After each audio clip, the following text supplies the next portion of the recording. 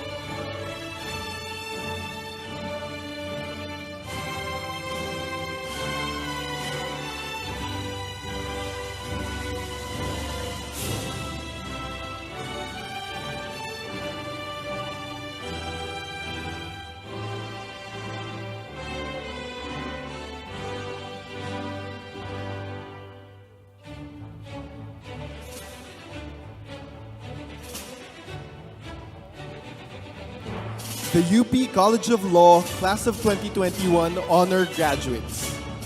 Angelica Tuginayo Abon, cum laude.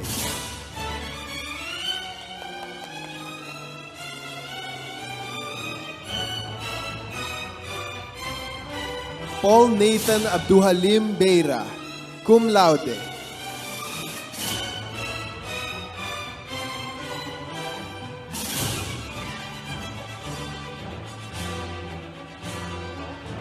Sofia Francesca Zaraga Espinosa, cum laude.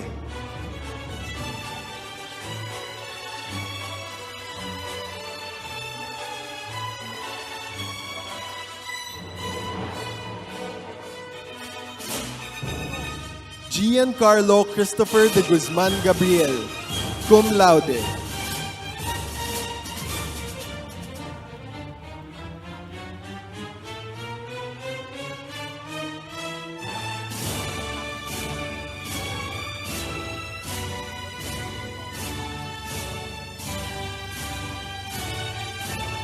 Maria Karina Teresa Garcia Guanyo, cum laude.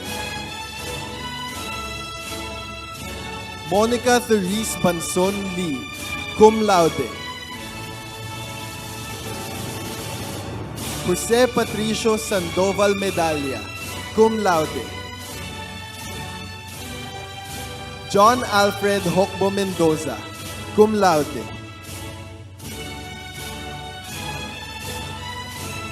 Amy Nicole Lofranco Oliveros, cum laude, salutatorian.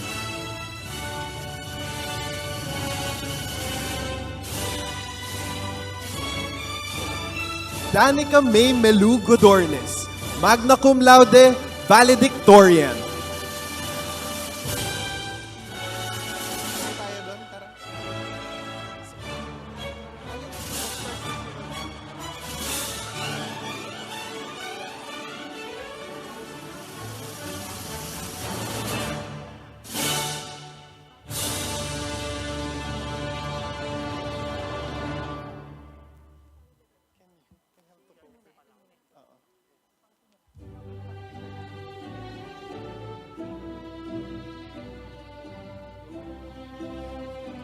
Guests, the UP College of Law faculty.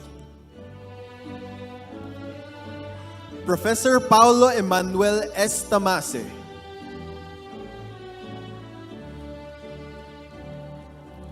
Professor Alex Ferdinand S. Fider. Professor Peter Donnelly A. Barot.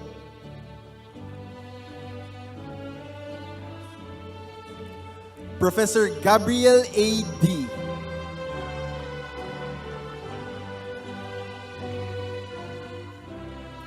Professor Glenda T. Litong.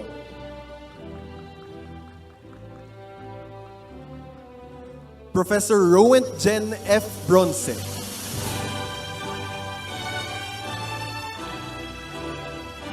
Professor Victoria Luanzon.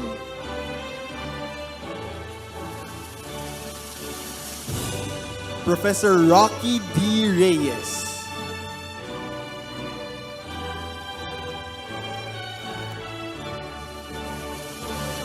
Professor Maria Gisela N. Dizon Reyes.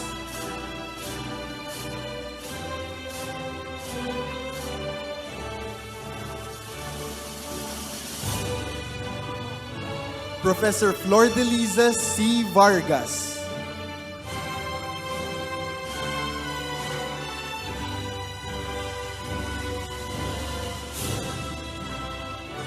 Professor Maria Golda Gigi Menoza.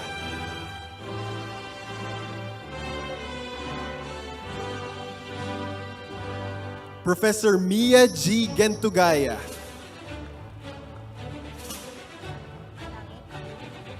Professor Donna Manlangit.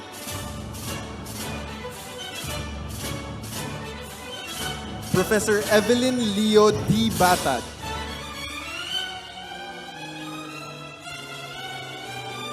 Professor Theodore O. Te.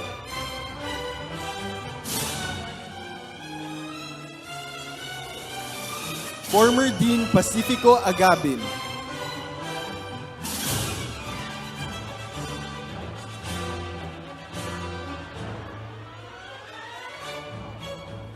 Former Dean Fides C. Cordero Tan.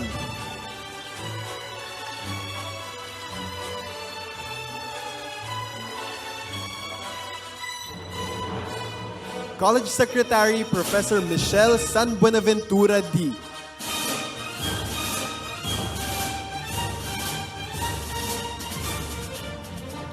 Associate Dean Professor Solomon Lumba.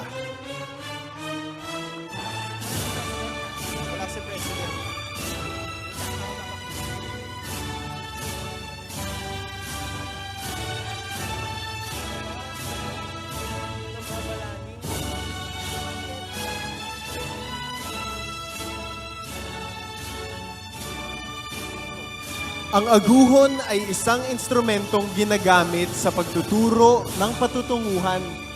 Ito man ay paglalayag sa karagatan, paglalakbay sa kawalan, o saan mang kakaunti lamang ang tanaw na palatandaan. Nasusukat ng aguhon ng may katiyakan ang tamang patutunguhan ng isang manlalakbay sa pamamagitan ng pansandig sa mga nambabalaning kasukdulan ng daigdig. Nagsisilbing gabay ang isang aguhon upang maituro ang daang kailangang tahakin upang makarating sa mga lugar na nais patunguhan.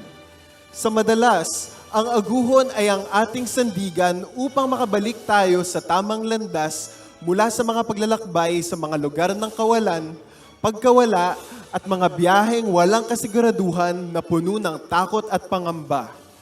Tulad ng isang aguhon, ang mga nagsipagtapos ang magsisilbing gabay sa lipunan. Dala-dala ang kanilang ipinamalas na pag-unawa sa mga prinsipyo at panununtunan na pinag-aangklahan ng kaayusan ng lipunan. Tanga nila mula sa 4 o higit pang taon, kanilang inilagi sa kolehiyo ang kakayahang ipagtanggol ang mga karapatan at itaguyod ng kapakanan ng kanilang kapwa. Mga kaibigan, makalipas ang mahigit 2 taon ng pandemya, malugod namin kayong ibinabati sa Aguhon 2021, the UP College of Law Recognition Rites Program. Inaanyayahang magsitayo ang lahat at tunghayan natin ang pagpasok ng dekano ng Kolehiyo ng Batas, Professor Edgardo Carlo L. Vistan II.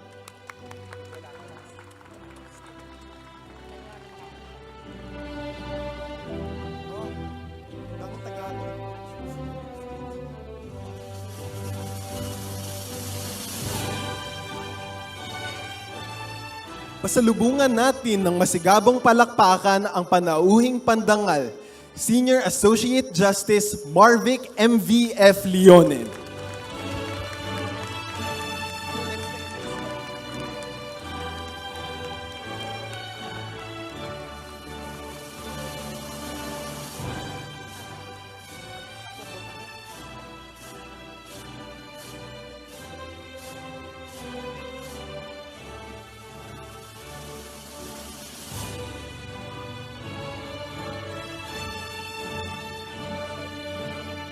Manatiling nakatayo para sa pagpasok ng mga kulay na susundan ng pambansang awit ng Republika ng Pilipinas.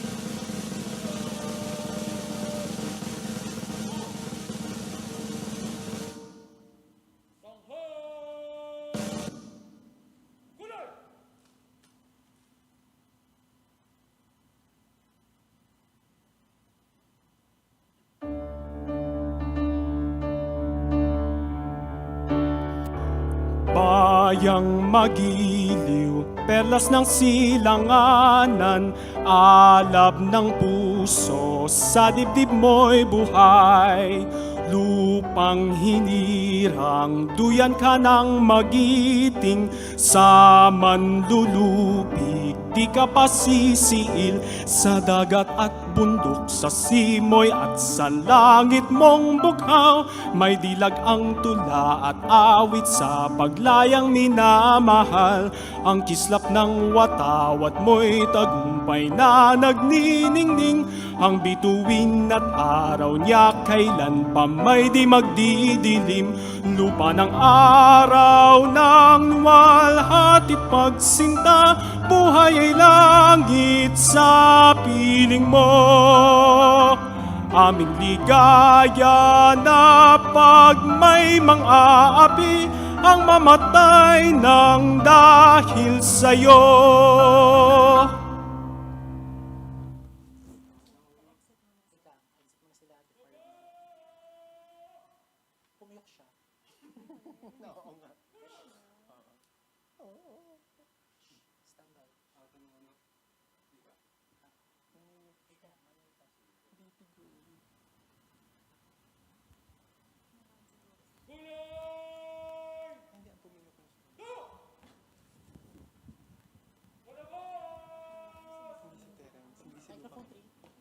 Ano yan?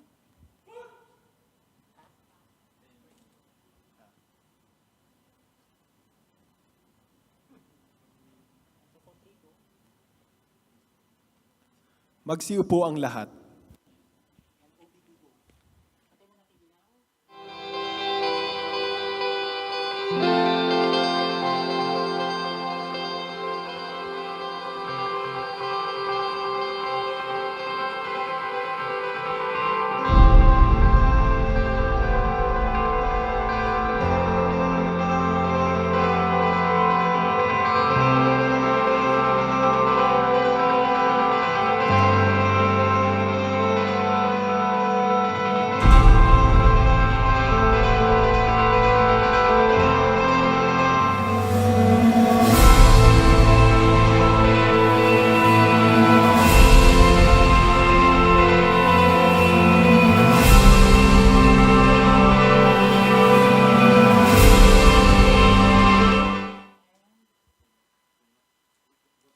Guests, Professor Edgardo Carlo Elvis Tan II, Dean of the UP College of Law.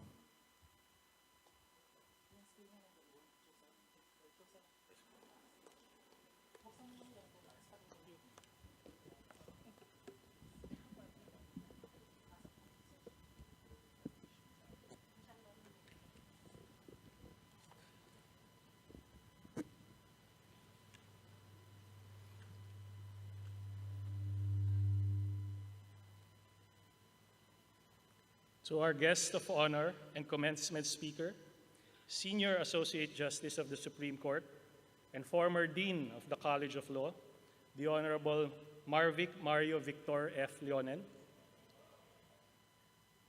To our other former deans, our other faculty members in attendance here and online, to our non-academic personnel, students, and other members of the UP Law community joining us this afternoon, to the class of 2021, your families and guests, a pleasant afternoon to all of you.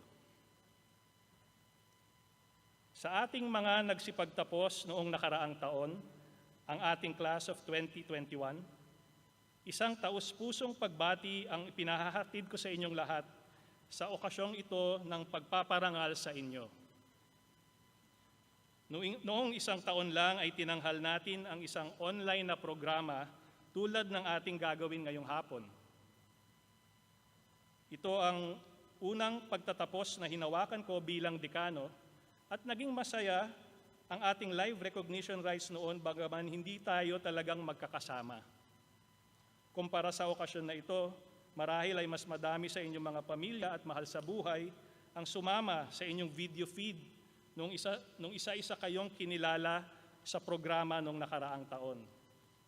Madami pa nga sa inyo ay sinamahan ng mga alaga ninyong hayop noong tawagin ang inyong pangalan. Pero iba pa din ang in-person o face-to-face. Iba ang kilig at kasiyahan kapag kayo ay nasa isang malaking tanghalan tulad nitong University Theater. Maglalakad sa isang aktwal na processional at aakyat sa entablado kasama ang inyong mga mahal sa buhay habang hinaharap kayo sa mga opisyal ng universidad at kolehiyo, sa mga naging guro ninyo at sa inyong mga kaklase at kaibigan. Mas nakakaantig ang pinapatugtog na graduation march song at may kasayahan na sama-samang nararamdaman ng mga nakikilahok dito na hindi mapapantayan ng isang online na programa. Kaya kahit may pagkilala na ginanap na para sa inyo noong isang taon, malugod na pumayag ang kolehiyo na magkaroon nitong mas nakasanayan na nating pagtatapos o recognition program kung saan tayo ay talagang magkakasama sa kasiyahan. For your batch, there is indeed much to celebrate and recognize as you finish the course at the height of the COVID-19 pandemic, and because you accomplished this with flying colors. Among you are 9 cum laudes and 1 magna cum laude, which ranks your batch among those with the highest number of Latin honors in a graduating class of the UP College of Law.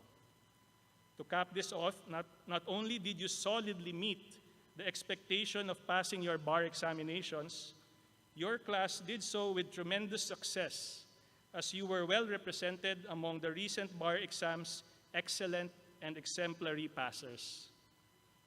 So again, congratulations to all of you.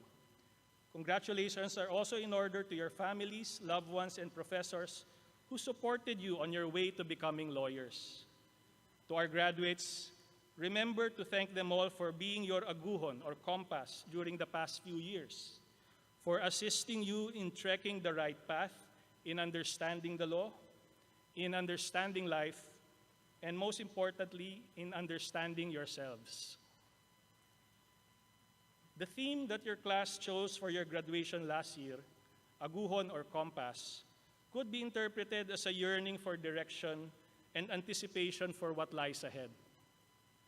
After all, when you finished your law studies last year, you were transitioning to another stage of your life. I believe, though, that your graduation theme then is still relevant now, as most of you begin your careers as young lawyers. In determining which direction to take, your inner compass will certainly play a crucial role. Your inner compass is a product of your upbringing, the most recent stage of which was your study of law in our college. Because of these last few years as UP Law students, your inner compasses have similarities with your batchmates, similarities that push you to the direction of being great lawyers who will exemplify honor, excellence, and dedication to your fellow Filipinos and to the country. This inner compass, however, would not be enough in marking out a meaningful path for you to pursue. External guideposts, the present context, and milieu also play an important role in this regard.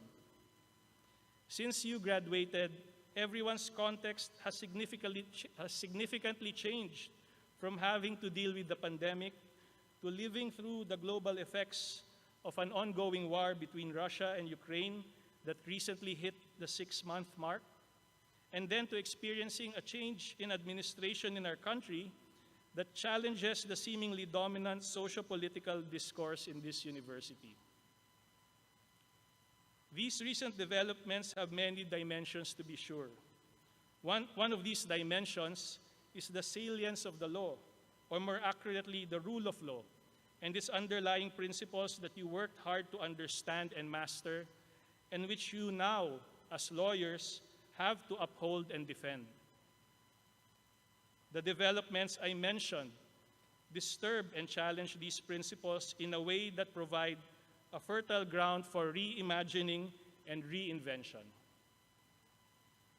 I bring this up on this occasion because for young lawyers like yourselves, our class of 2021, who are most probably still figuring out what directions to pursue in your careers, You will be served well by reflecting on what is happening around you, so you may give yourselves a chance to respond to the call of the times. As UP lawyers, there is an expectation of you, of us, that we will respond and be relevant. We here in the college know that you have what it takes to meet this expectation and eagerly await how you would do so in the years to come.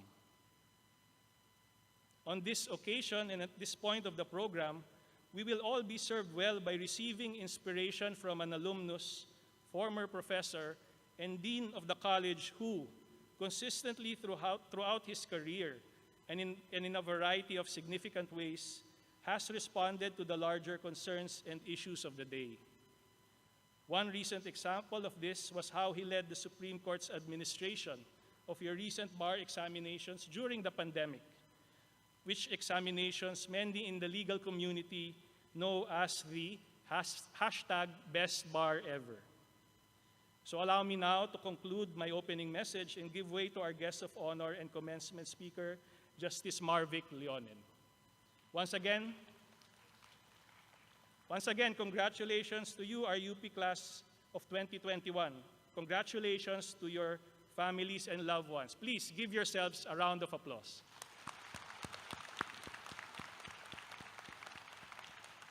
Mabuhay kayong lahat. Maraming salamat po.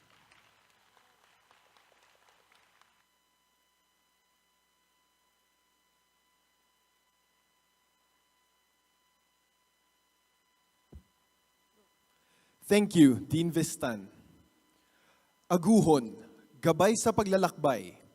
Isang alay-himig para sa mga magsisipagtapos, ang UP Law Charivari.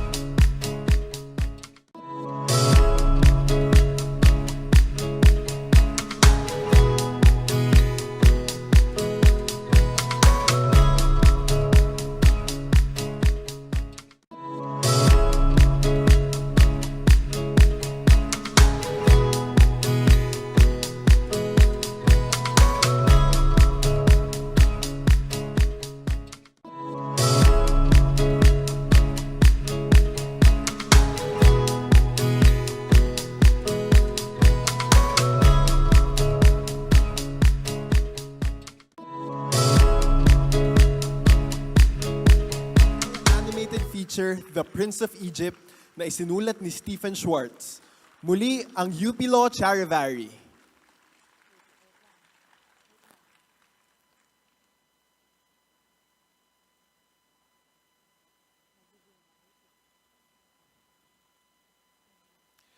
Guests, Professor Michelle San Buenaventura D., College Secretary.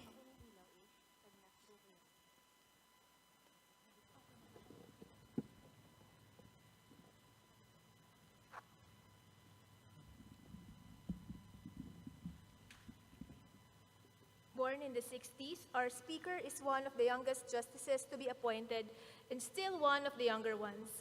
This makes him not only a bridge to the future, but also a link to the past, an idiosyncrasy reflected whenever he is called upon to wield his pen. Undoubtedly a man of excellence and scholarship, our speaker graduated magna cum laude from the UP Diliman School of Economics and later finished fourth in his class at the UP College of Law. He then pursued his master's degree in law from Columbia University in New York. Just recently, our speaker was conferred a Doctor of Laws degree honoris causa by the University of Cebu for his outstanding public service and significant contributions to legal policy research.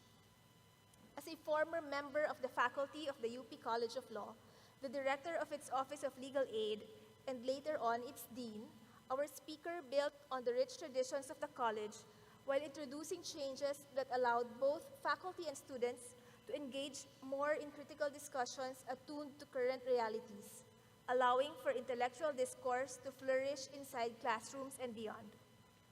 A man of service, our speaker's involvement in socio-civic causes started even before he passed the bar.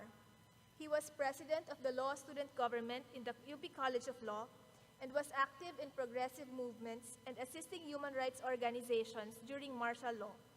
Since then, he has worked with indigenous communities, farmers, agrarian reform beneficiaries, political detainees, the urban poor, and families of the involuntarily disappeared, his work bringing him to some of the farthest places in our archipelago. Instead of joining commercial law firms, our speaker devoted his law career to public service. He co-founded the Legal Rights and Natural Resources Center, Inc., Kasama sa Kalikasan, which advocated the rights of long-term upland communities composed of mostly farmers and indigenous peoples. He also founded Centro para sa Tunay na Agrario, an institution providing free legal assistance to farmers, which later on became part of the Friends of Earth International, where he was vice president. He is also a member of Women Lead and Likhaan, among other NGOs. Our speaker is also a man who strives for peace.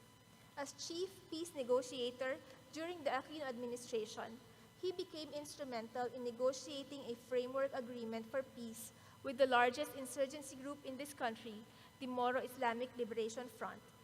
His greatest role, however, is that of a man of justice. Some say that one's identity as a magistrate constantly evolves, but from the beginning, our speaker has charted his own course with fidelity to truth and applying justice as he best understood it. In his ponencia in Falsis versus Civil Registrar, the recognition of the LGBTQIA+ as a marginalized community and the introduction of SOGI SC concepts were enshrined for the very first time in jurisprudence. Though the petition was ultimately dismissed due to non-justiciability, Falsis paved the way for subsequent measures and positions which the court can take to uplift the LGBTQIA+ community, such as using gender-fair language and approaches in court activities and issuances. His progressive stance was also evident in Alanis III versus CA, where children were given the choice to legally use the surname of their mother.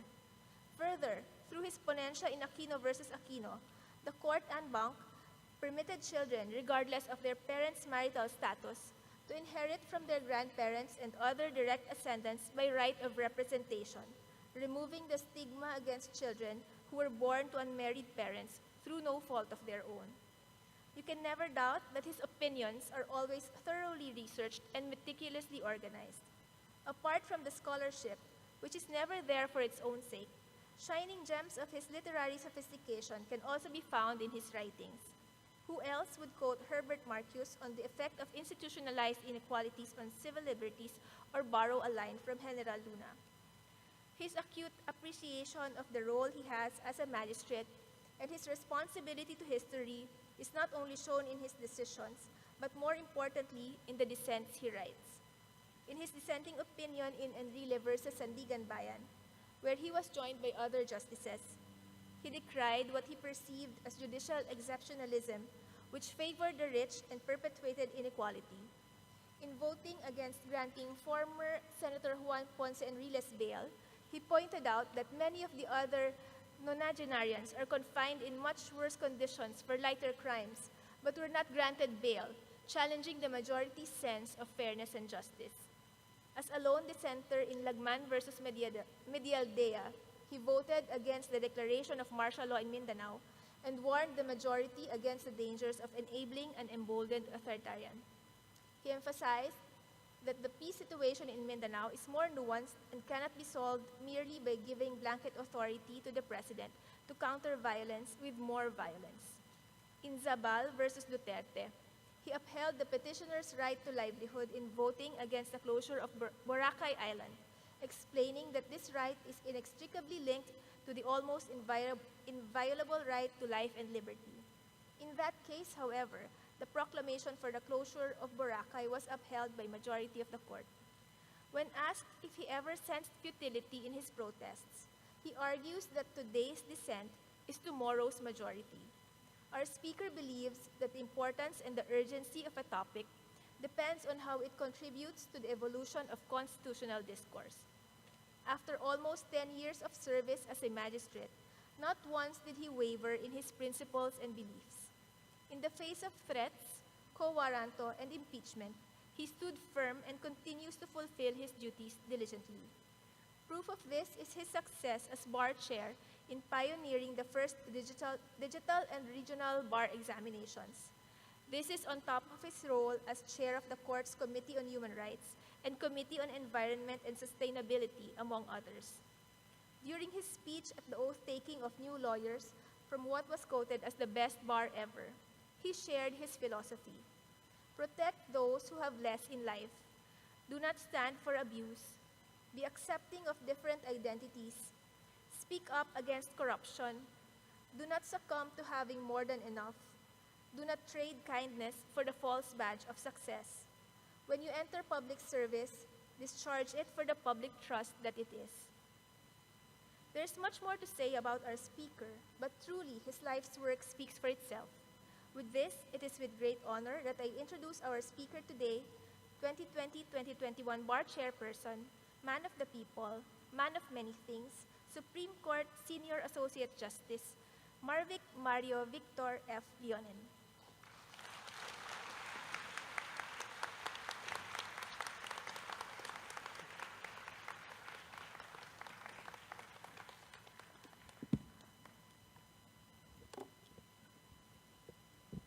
Maraming salamat. Dean Carlo Vistan, Associate Dean, and one of the bar examiners for the Best Bar Ever 2020-2021, Dr. Solomon Lumba. College Secretary, my former student, Michelle San Buenaventura. Maganda yung introduction niya dahil mataas yung grade niya sa akin. Former Dean, my mentor, and my former professor, Dean Agabin, former Dean and my good friend, Deng Cordero Tan, members of the faculty, my colleagues, fellow lawyers, fellow seekers of justice. It is so nice to be home. After 10 years in the high bench, finally, I am honored to have the singular privilege to address a graduating batch of my own alma mater. Coming home is sweeter when I face a batch of new lawyers that I am so proud of. Never in the history of our country did any set of bar applicants face what you did. None of us in this stage, none of us that walked in that procession that opened these ceremonies, nor in the most powerful positions of government right now, had to summon the patience and resilience that you did. That made you different. That distinguished you. Passing the bar exam, the first ever digitalized, the first ever localized, the first ever in a pandemic, after a natural calamity, and with the uncertainty caused by all of that, distinguishes all of you. You should have seen the faces of my staff at the command center of the UP College of Law when the last of you walked out from the last local testing site on the last day after the last examinations. We applauded. We cried. We were and still are so proud of all of you. With all the titles that I carry, have struggled for, paid for with all the pain that I and my family and my staff had gone through the past 60 years, I salute you. You have earned all the praises that comes after that feat. You too have earned the brickbats that comes from the lesser minds that do not understand what we collectively went through the past 2 years. This is my first point for you tonight. Smile at the ignorance of lesser minds. Do not make the same mistake that they do when they pretend to know what you went through. Forgive them. Be the better person. Become the better lawyer. Again, just smile and then help the next batch pass through their own ordeal. Congratulations are also due to your loved ones. The administration of the UP College of Law, its faculty, its research personnel, and its administrative staff. They have all been there for you. Tonight, I do not want to talk to you about democracy. At least, I do not want to talk to you about democracy as a theoretical and political concept. I do not want to talk to you about democracy not because it is not important. It is. Even our Constitution amplifies that ours is a republican and democratic state, and all sovereignty resides in its people. We cite this often in our essays, our speeches, and even in our pleadings. This is an aspect of democracy that is known. We already know this. We know it quite well. Thus, it is not what I want to talk to you about. I do not want to talk to you about democracy. In itself, it is often considered a magical incantation. It is loaded with passion, like beauty, God, and even love. These words inspire passion. They contain a lot of emotion. They are large canisters that may contain the key to understanding the meaning of our lives. Their power lies in their intangibility. They suggest but do not define.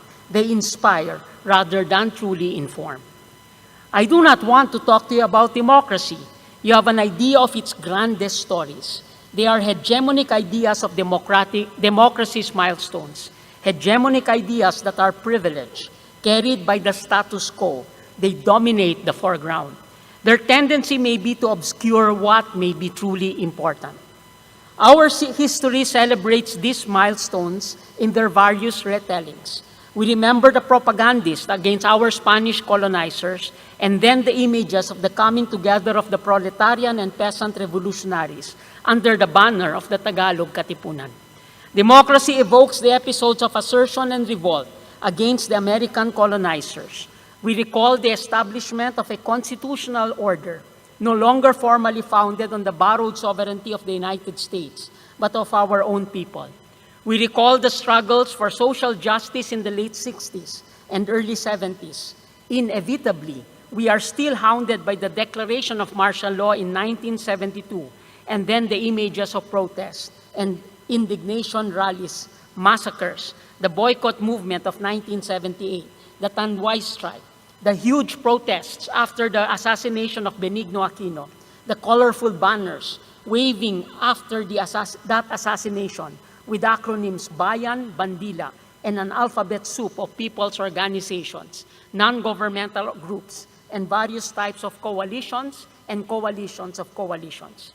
We are drawn to the image of the grand finale, the rupture, which we now refer to as the EDSA revolution, which resulted from the mishandling of a snap elections, desperately called by the discredited dictator.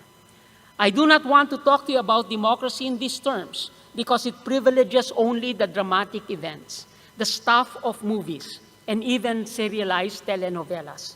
Like some movies and telenovelas, the events that mark the dramatic ruptures in the name of democracy have the tendency of masking the work required to make our governmental institutions truly responsive. Like telenovelas and movies, they will focus on the hero and the anti-hero, rather than the background consisting of the production crew, the workers, the writers, and the many others who have made the hero and the anti-hero possible. In truth, the occasional drama that underscores the eruptions of what we generally call democracy hides the constant flux of contradictions between class and identity. It backgrounds the work of our local leaders and organizers, faced with concrete local situations, addressing immediate need. It makes invisible the true struggles of our people. I do not want to talk to you about a democracy. It is a concept that is too grand for leaders like you, who work for concrete results for your constituents, like yourselves. It is a concept that fails to valorize the mundane things that we need to do to bring about a better life for all. Democracy is always a goal. Deepening its meaning is nothing but addressing the real needs of our constituents. It requires constant, nuanced efforts to address the real needs of our people despite the dramatic events. Our reality is familiar, often concealed in its banality. With this platform in your program, I underscore 3 of these realities. First, many of our people are poor. Poverty should be persistently addressed. We live in a society where millions live in squalors in our cities. For many, night and rain signal the despairing hunt for shelter. Cardboards and dark waiting sheds are their finest finds. For many families in shanties, the next meal is always a struggle. Millions do not eat 3 square meals a day. Hunger is not a concept. It is a way of life. Seeing their children go hungry is not a theoretical ethical problem. It is a reality. This is not unique to metropolitan Manila. Squalor is ubiquitous in other cities. Poverty also exists in many of our rural areas. An indifferent observer will ask why many people insist living in unsightly shanties as informal settlers in the city or in makeshift huts in our provinces and mountains. Those of you who have worked and lived with them will ask why our government can stand allowing them to live the way they do. It is not merely a matter of perspective. This is a matter of political standpoint. Nonetheless, it is often a political standpoint that is forgotten because the reality of their standard of living are often not seen, rendered invisible. Poverty is a condition. Its causes are many. I suspect that most of you who have worked with various sectors, communities, and identities have ideas on why it happens. I will not go into these discussions for now. I emphasize, though, that attention to poverty in our society must be constant. For those in government and those who wish government to be accountable, it must be an obsessive concern. It cannot be put in the background. Every action of any labor union that considers itself progressive, every farmers' organization, every cooperative, every people's organization or non-governmental organization must relentlessly be in the context of contributing to attending to the causes of poverty. Second, corruption in our government exists. I repeat, corruption in our government exists. Corruption should be rooted out aggressively, collectively, and systematically. Greed motivates corruption at all levels of government. Necessity can never be its justification. Public office is always a public trust. Public office requires services executed only for the public interest. It is not done to extort or favor those who are already wealthy. This is obvious to many. I am sure that to many of you now, it is action. There are many excuses which all amount to undermining the public trust. They are familiar to most of us. For instance, malaki na ang nakokolekta ko para sa pamahalaan. Kakarampot lang ang nakokolekta ko sa sweldo ko, kaya kumukuha lang ako ng porsyento. Ginagawa na ng kasamahan ko, nakikisama lang ako. Hindi naman ganong kalaki ang kinuha ko, hindi ito bubukol. All these are illogical. They do not make sense. They undermine our democracy. The statement that corruption exists is validated not only by the stories that comes out of media. Cases decided by this Supreme Court are replete with real situations which reveal the schemes to cheat our people. The lived experiences of the ordinary Filipino will also affirm this reality. Corruption weakens the rule of law and therefore the confidence of our people on government. When corruption infects law enforcement, criminal syndicates are protected and their professionalism suffers. Corrupted law officers will not evolve the skills to truly gather, maintain, and preserve true evidence that will support the prosecution of real offenses. This, in turn, will result in inevitable acquittals, normally of powerful people. When corruption infects the prosecution, the efforts of those who strive to professionalize law enforcement, on the other hand, will be undermined. Corrupted prosecutors inevitably weaken the ability of the state to enforce our laws. It is not the law that will be read, but the numbers found on legal tender. When corruption infects courts, impartiality suffers.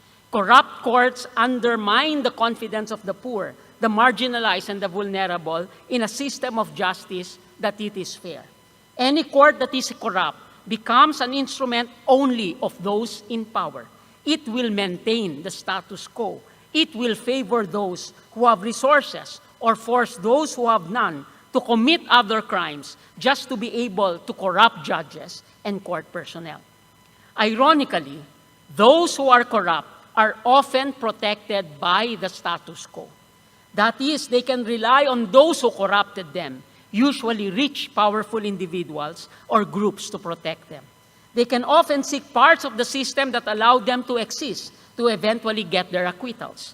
Often because the legal system is deliberate with respect to the presentation of evidence and conscious of the due process rights of the accused, they can also rely on the eventual waning of public attention to their cases to provide the backdrop for their acquittals.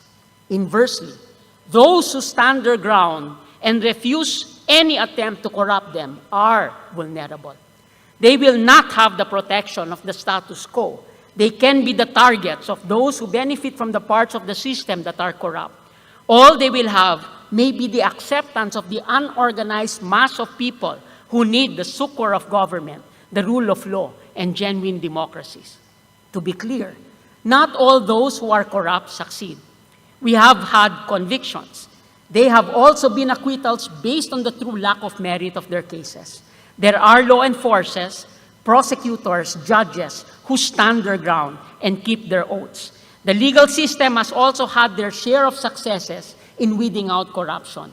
Your Supreme Court has disciplined, dismissed, or disbarred a number of court employees, judges, justices, and members of the bar, and sadly, even alumni of our beloved College of Law. I am certain, however, that we can do more. I have said so in many decisions, usually in my dissenting opinions. I am certain that those of you in this forum will wish to guard against any form of that impunity. Third, poverty, inequality, corruption, and the weakening of the rule of law created the democratic deficit. They also contribute to our despondency. Despondency provides conditions for all types of addiction or violent fundamentalist religious extremism. All these provide social instability. In this forum of leaders and future leaders, I feel that I do not need to belabor this point. You all know this too well. We always have two fundamental solutions. On the one hand, we can succumb to despair and adopt an attitude of nihilism. Nihilism will destroy our fundamental institutions, including the basic principles embedded in our basic laws, won through various struggles in our history, while motivating ourselves with the fantasy that a better society will emerge from the chaos or destruction. On the other hand, we can adopt a progressive and rational approach that addresses our realities, exposes the weaknesses of our institutions, and collectively, painstakingly, and deliberately adopt systematic, strategic, and structural solutions. The nihilist approach is tempting in a populist environment. It is consistent with the generation that encourages instant gratification. It is especially seductive when presented as an alternative to past administrations whose failures are not analyzed rationally, fully, and fairly. It favors immediate solutions without foresight. I suspect that this is now happening in our jurisdiction. The nihilist approach is ahistorical. It fails to build, perhaps even undermines, the gains of past people's struggles. It is founded on intellectual impatience and inertia. A problem that is complex is solved by negating that problem. The more complex the problem, the more temptation to simply destroy everything related to that problem. Necessarily, the nihilist approach will also require a strong central command. It can take the form of a disciplined fanatic vanguard group, or in the absence of that, a kind of collective, an authoritarian reinforced by committed, near-fanatical supporters. Nihilist approaches are intolerant. They brook no dissent. Dissenters will be subjected to campaigns to undermine their message. Often, again, because of the impatience of those who believe in these approaches, it will not be the merits of the logic of the dissent that will be attacked. Rather, to emasculate the dissenter, it will be the person that will be attacked. Shaming of the dissenter is a quintessentially paradigmatic tactic of those who believe in the nihilist approach. Nihilism happens when we succumb to the status quo of complacency. We will surrender to the status quo when we lose the imagination to train lawyers who will be leaders, and instead focus narrowly on our percentage from the bar examinations. We define the terms of our surrender when our curriculum replaces review courses for the electives that will introduce our students to the necessary tools to instill human rights, engage international economic law, understand the intricacies of real interpretation, understand the legal and political infrastructure that has caused this climate emergency, face the reality of our legal system, which includes indigenous laws and the Sharia. We become minions of the powerful, the system that creates further inequality and dehumanization of our people when we deceive our students to tell them that our law should be interpreted from the standpoint only of originalism. We fail them when we hide the political economy behind the blind impartiality that rugged individualistic neoliberalism falsely claims. We fail them when we hide ignorance behind the veil of apparent neutrality. Nihilism is the result of crass competition among us. It is nurtured in the false goal of being better than others, crab mentality, or the effort to put down one who has succeeded just because we feel that we can't, debilitates us as human beings and as a society. If we are to learn from the history of various societies in this planet, we will know that the nihilist approach are always self-defeating. It fails to address the root causes of a society's ills, since there will be no room for collective rational analysis. It is the vanguard who will dictate a simple framework. It thrives on fueling fear. Masking the complexity of a society, it will therefore not succeed. It will privilege the idiot. It will cause its own problems. In my view, the second fundamental solution is the better one. It does not succumb to the weakness of the system. Rather, it exposes but understands. It deliberates on solutions but also executes projects and programs. It encourages discourse among enlightened citizens, yet it also requires campaigns. This collective solution entails organization.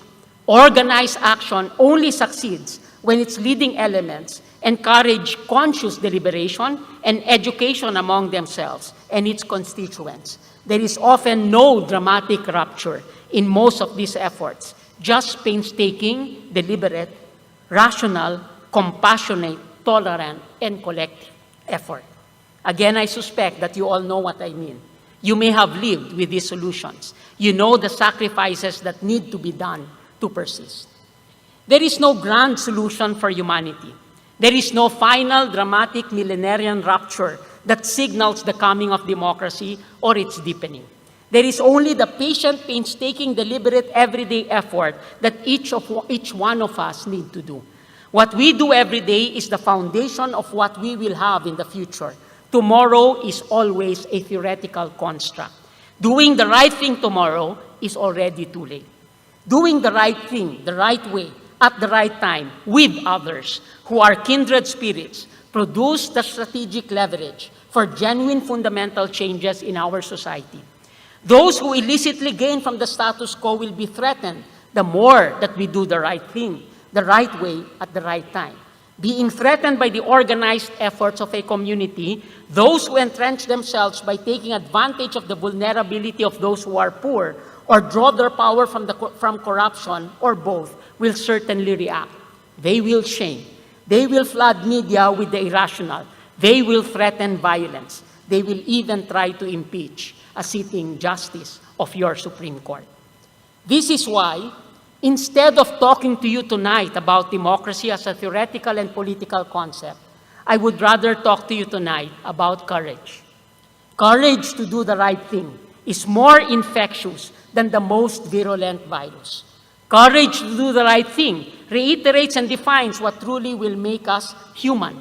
Never mind if in the near future all of us will be forgotten. Silence is convenient. In the face of inhumanity and inequality and a system that fosters all of this, silence only buys bogus peace. It makes us complicit. I share with you a secret to crisis, which I think you have known because of the bar exam. Crisis gives us the gift of courage. In my chamber, we have emblazoned the mantra of my tenure as a justice of the court, a mantra that I have learned from the halls of this college. Honor and excellence, leadership and service, a passion for justice, true social justice. Many times throughout the almost 10 years in the bench, and the decades serving marginalized communities and oppressed identities, I find myself borrowing the words that I first heard as a student from Lian Alejandro, which I keep on repeating. The line of fire is always a place of honor. I share this with you, and please take this to heart. The line of fire is always a place of honor. The most cogent political philosophy are embedded in those I heard in my days as a student like you. I again share them with you. It should echo in every recognition ceremony in this college and also in this university. Walang magpapalaya sa atin kung hindi tayo mismo. Walang magpapalaya sa atin kung hindi tayo mismo. Kung hindi tayo kikilos, sino ang kikilos? Kung hindi po ngayon, kailan pa? Let us reassert our humanity. Let us live only with what is enough and nothing more. Let us serve our people well. Empower, do not compete. Democracy in its best form will follow. Serve the people. Shukran, agyamanak, thank you, maraming salamat.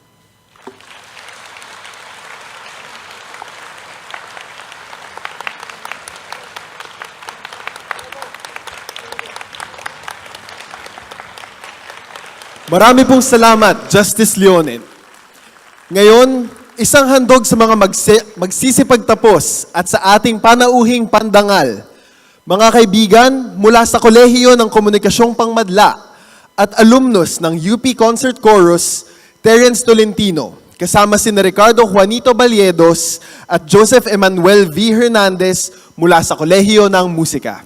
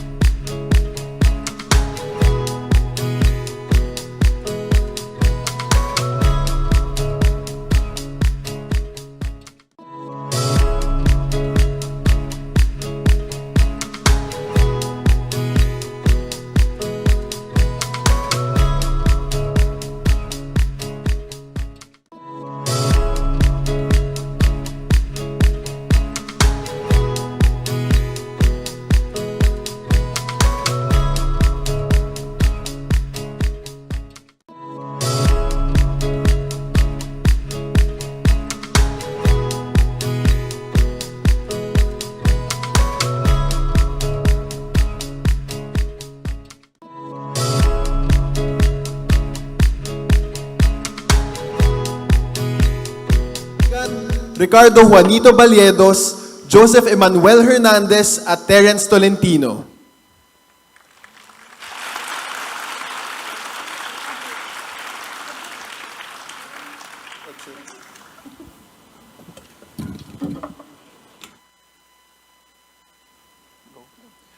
Upang iharap ang mga nagsipagtapos, ibinabalik si Dean Vistan.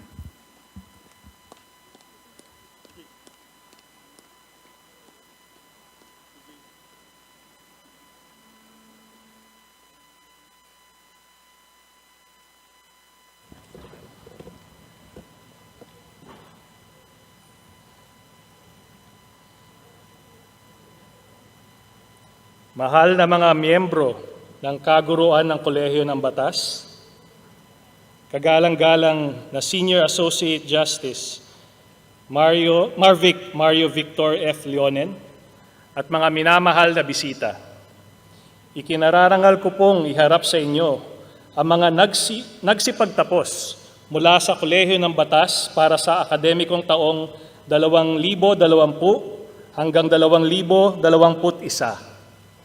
Binubuo sila ng 217 nagsipagtapos sa programang Juris Doctor. Kabilang sa mga nagsipagtapos ang 9 na mag-aaral na nagkamit ng karangalang cum laude at isang mag-aaral na nagkamit ng karangalang magna cum laude. Maraming salamat po. The business of the law is to make sense of the confusion of what we call human life, reduce it to order, but at the same time to give it possibility, scope, even dignity. These are the words of Archibald MacLeish, a poet and a playwright, but also a statesman, public official, and lawyer, who on the day that he received news of his promotion to partner in his law firm, resigned because the law was stifling his creativity as a poet.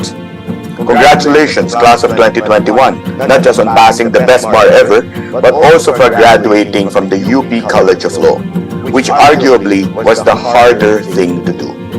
May you, in the words of Archibald MacLeish, help to make sense of the confusion of what we call human life, to reduce it to order, but at the same time to give it possibility, scope, even dignity, by staying true to every word of your oath. And those words that are not there, but ought to be there. Justice, fairness, freedom, equality, dignity, rights. May you never lose sight of your distinct identity. Remember who you are. Remember whose you are. More than bar passers, you are UP lawyers. Iskolar ng bayan, iskolar para sa bayan. May iting at tapang, dangal at husay. When things get confusing, when the world turns upside down, when there are more than 50 shades of gray, may you never lose sight of your distinct identity, and may you first and always serve the people. Congratulations to the new JD and LLM graduates of the UP College of Law. Malayo man lupain ang inyong marating, sana ay hindi magbago ang inyong damdamin. Mabuhay ang pag-asa ng bayan. Hi, congratulations class of 2021. First, for finishing your legal studies, which was not easy considering the past 2 years and the circumstances in which you have completed your UP Law education. I also congratulate you and welcome you to your for participating in today's in-person recognition ceremonies. So I'm happy that you finally get to do this. And of course, I know you are members of the profession already, so I also congratulate you for passing the bar examinations with flying colors. I trust that you are finding meaning in your work and of course having fun even while you are faced with certain challenges as members of the profession. So again, congratulations, and I'll see you around.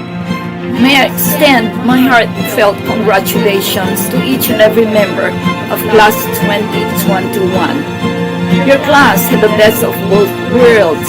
You had face-to-face classes for more than half of your stay in Malcolm Hall before the lockdown beginning March 10, 2020, as far as Metro Manila classes were concerned. Then, you had online classes, and despite all the difficulties, your mentors endeavored to teach you in the grand manner. and you are all able to deliver. Thus, you're all prepared to face the new normal in the changing world order. I am reminded of one of the more inspiring and powerful verses in the Holy Scriptures, and I quote Romans 8:28. And we know that all things work together for good to them that love God, to them who are the called according to His purpose. All things will turn out all right, for as long as you stick to what is righteous, fair, and just always, no matter what, as you practice your chosen profession in the years to come. Again, as made clear in the scriptures, in Proverbs 14:34 in particular, righteousness exalteth a nation, and sin is a reproach to any nation or to any people. This is the secret of progress and development that will help you uplift the plight of millions upon millions of impoverished Filipinos, our countrymen. For now, relish your success as we wish you all the blessings for more wisdom, knowledge, and understanding, also health and strength in life as you review and take the bar exams come November. God bless you all. Thank you.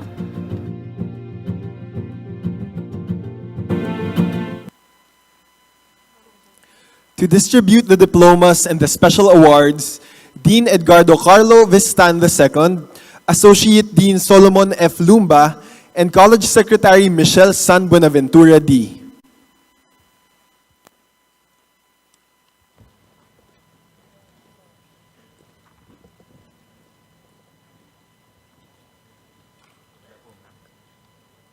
Shan Stephen Soriano Aban.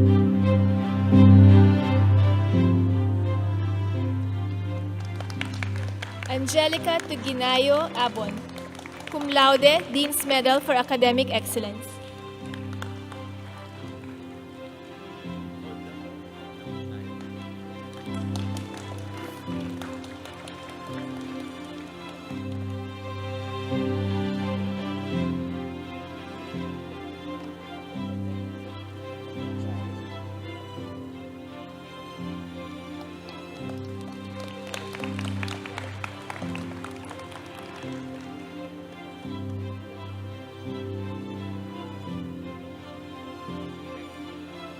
Raji Rashed Castillo Abonado.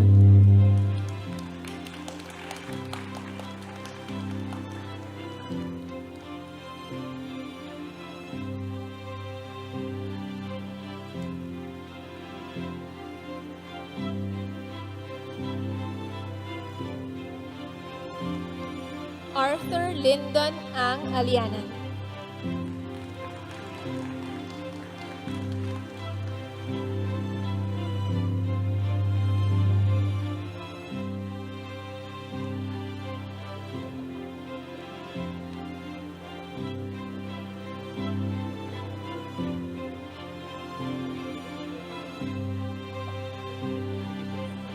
Richmond Jerry Limpe Alianan.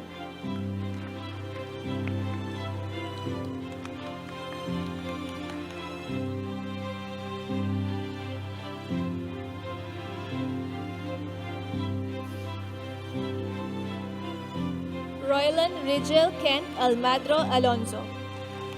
Editor, Philippine Law Journal, Volume 92.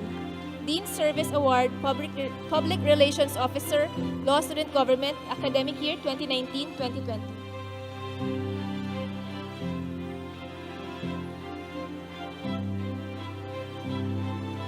John Albert Rubio Amparo. Alexandra Chelsea Lopez Antonio.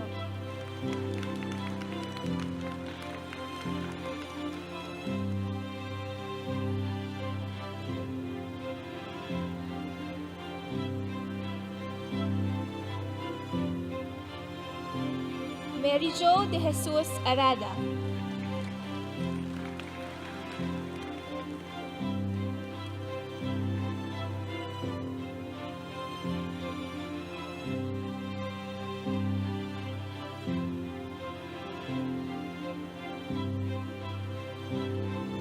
Robert Daniel Bautista Arcadio.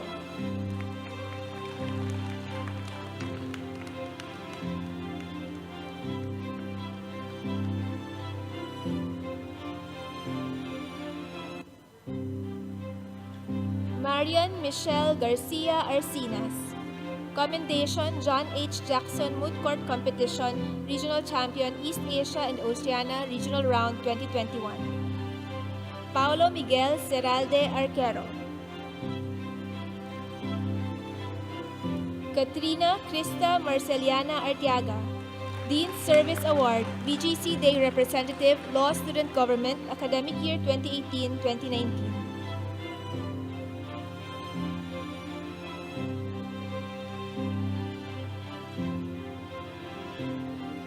Addison Amiel Canlas Aizon. Mika Feliz Pajarillo Aizon.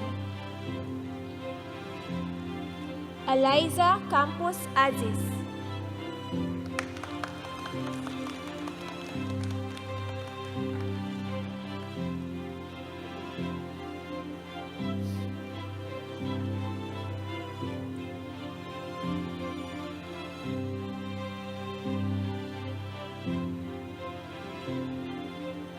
Ali Pangalian Ampatua Balindong III.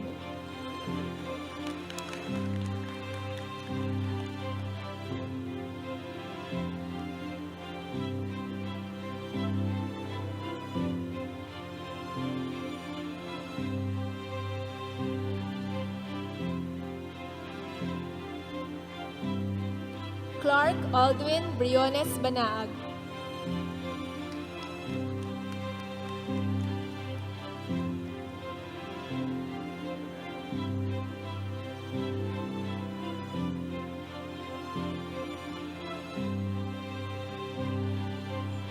Chris Marco Valdevieso Banaag. Barzilay Josh Manuel Banogon. Dean's Service Award, Commissioner, Electoral Commission, Academic Year 2018-2021. Dean's Service Award, Secretary, Electoral Commission, Academic Year 2019-2020. Commendation, Red Cross Moot Court Competition on International Humanitarian Law, International Champion, 3rd Best Prosecution Memorial, and Team Captain 2020 18th Edition. Assistant Coach to National Champions 2020, National Champion, 3rd Best Overall Mooter, 2nd Best Prosecution Memorial, 2nd Runner-Up Role Play Challenge, and Team Captain 2019. National Quarterfinalist, 2nd Best Mooter 2018. Earl Anthony Villacarlos Bautista, Dean's Medal for Academic Excellence.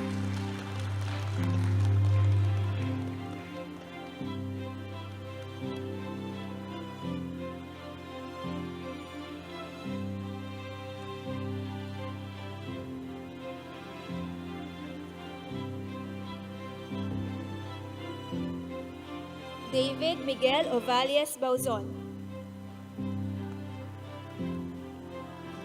Paul Nathan Abduhalim Beira, cum laude, Dean's Medal for Academic Excellence.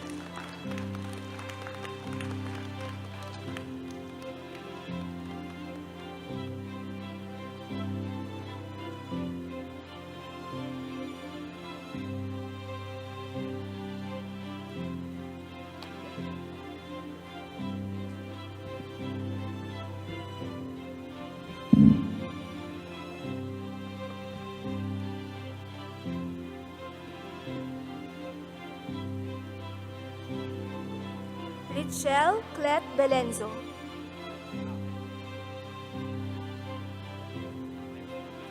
Micaela Villamor Bernardino.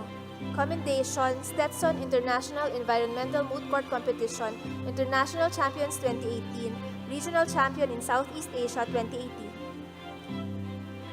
Jasper Frederick Cortez Briones.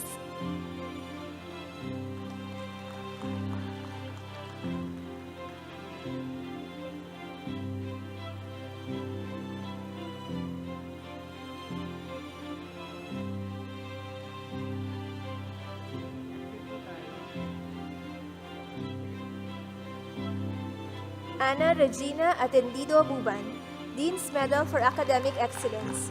Commendation, Editor, Philippine Law Journal, Volume 93. Julian Robbie David Bustamante, Dean's Medal for Academic Excellence. Jennifer Corazon de Leon Cabildo.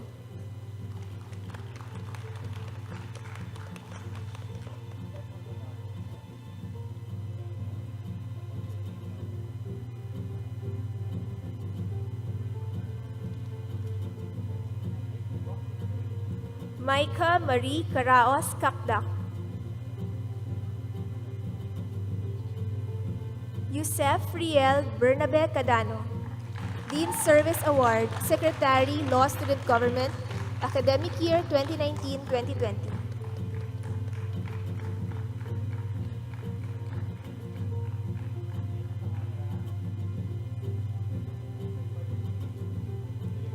Dayanara Badedles Capito.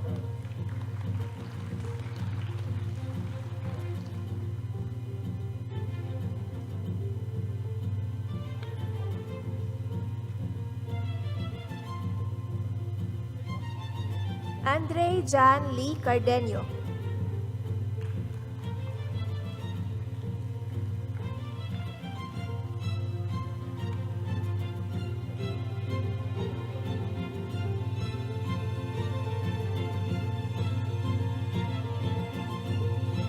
Pauline Angela De Leon Carillo. Gershon Fulieros Carino, Dean's Service Award, Second Year Batch Representative, Law Student Government, Academic Year 2017-2018. Beata Regina Uri Carolino. Commendation, Red Cross Moot Court Competition on International Humanitarian Law, National Quarter Finalist 2018. Commendation, Monroe E. Price, Media Law, Moot Court Competition, Regional Finalist, Best Memorial Runner-Up in the 8th Annual Asia Pacific Regional Rounds 2020. Antonio Ramon Liwag Castillo. John Vincent Gonzalez Catotal. Lester Galvez Cavestani.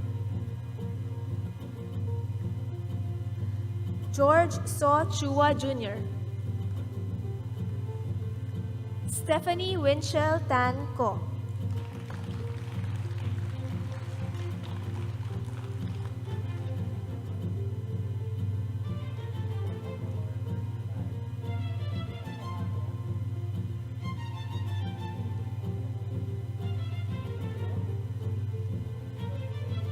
Jean Michelle Valerio Cosico. Emily Jean Austria Crudo.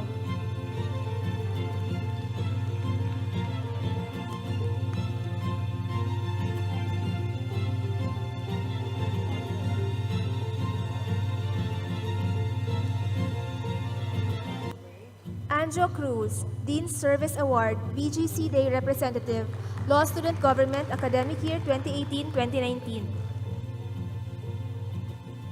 Camille Angela Santana Cruz. Commendation, Philip C. Jessup International Law Moot Court Competition, Top 32 Teams in International Rounds 2021, National Champion Overall Best Oralist, Best Overall Memorial, and Best Respondent Memorial 2021. Stetson International Environmental Moot Court Competition Regional Finalist, Best Oralist of the Championship Round, and Third Best Memorial in Southeast Asia 2019, International Semifinalist, and Third Best Memorial 2019. John Frederick Pangilinan Cruz. Jeff Gabriel Mendoza Cruz. Kyle Andrew Halal Cruz. Princess Camille Montesilio Desilio. Rona Mariel Gavino Galiwag.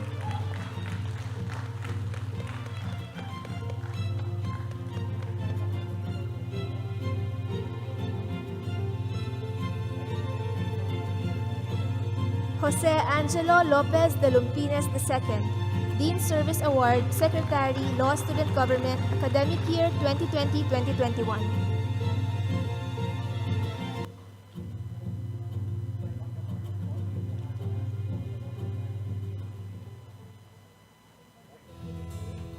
Danessa Ann Paragas David.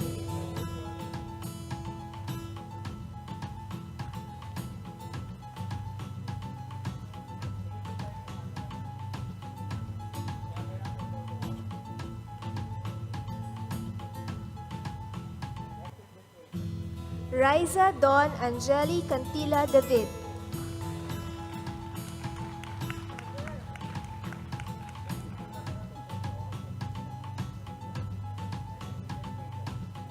Princess Ira Grulia de Castro.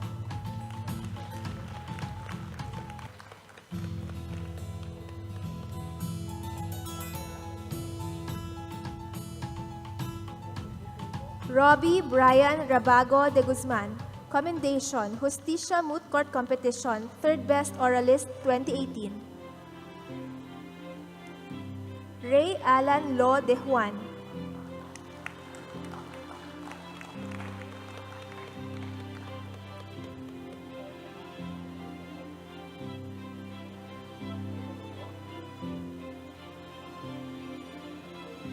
Gian Nicolo Antonio Hermo de la Paz.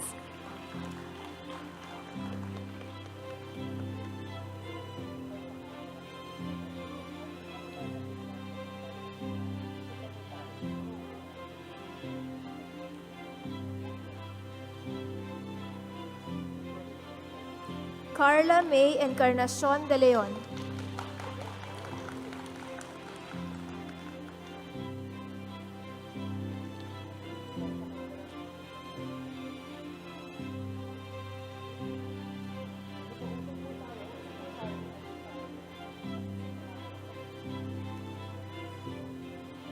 Mary Camille Lucero de Mesa.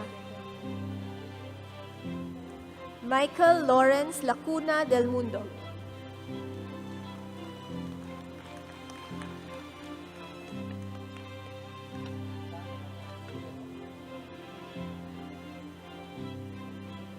Jerome Joker Margalio de la Cruz, Dean's Medal for Academic Excellence.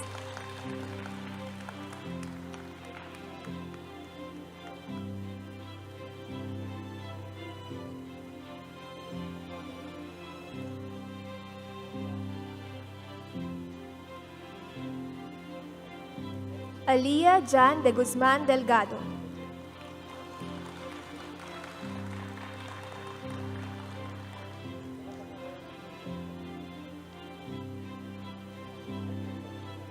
Catherine May Daumar de Veza. Hafiza di Sumangkop. Carlos Stefano Azcaraga Domondon. Dean Service Award, External Vice President, Law Student Government, Academic Year 2017-2018. Joanna Marie Escalona Egam, Dean's Medal for Academic Excellence. David D. Elevazo. Shane Bianca Carbonelia Epanag. Noli Abanilia Ermitanio.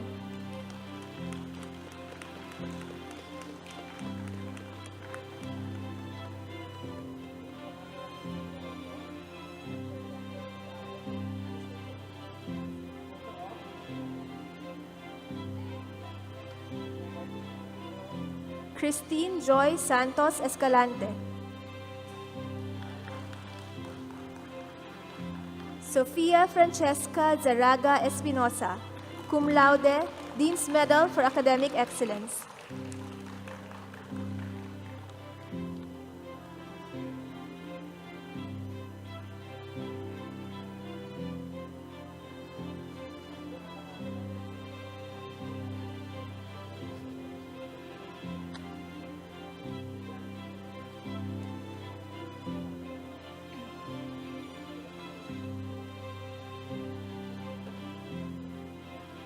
Razel Ann Pelandas Esteban, Dean's Medal for Academic Excellence.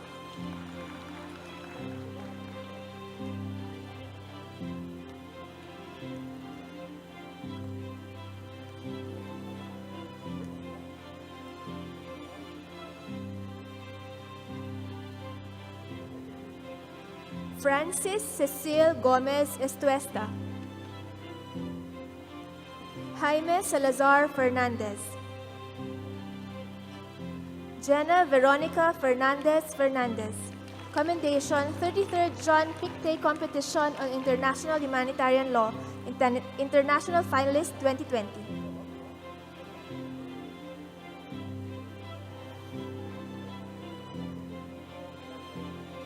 Joanne Eunice Alfon Fernandez. Jose Carlos Soriano Fernandez. Dean Service Award BGC Evening Representative, Law Student Government, Academic Year 2017-2018.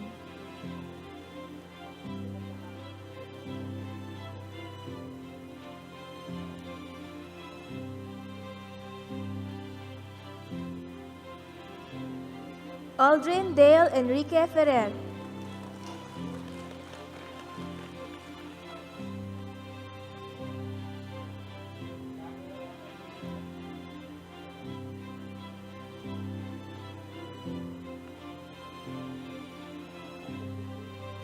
Jacob Martin Carino Ferrer. Derek Joy Almonte Flores. Florida Kediam Fomaneg, Dean's Medal for Academic Excellence. Raymond Willem Castillo Fortun. Cristel Pearl Villanueva Gabay.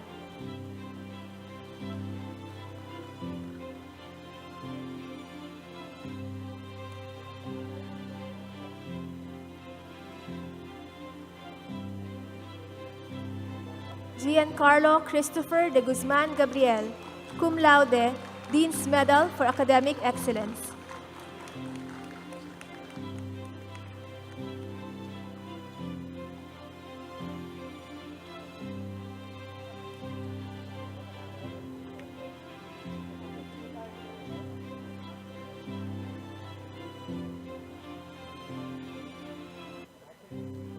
Rainer Santos Gallardo, Dean's Service Award, Law Representative to the University Student Council, Law Student Government, Academic Year 2019-2020.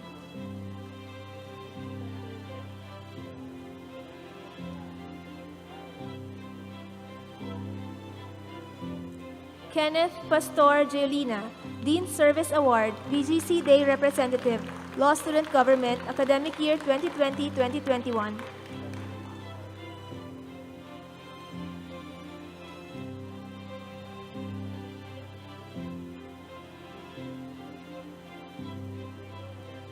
Gino Ismael Santos Herodias. Juno Vilela Jeronimo.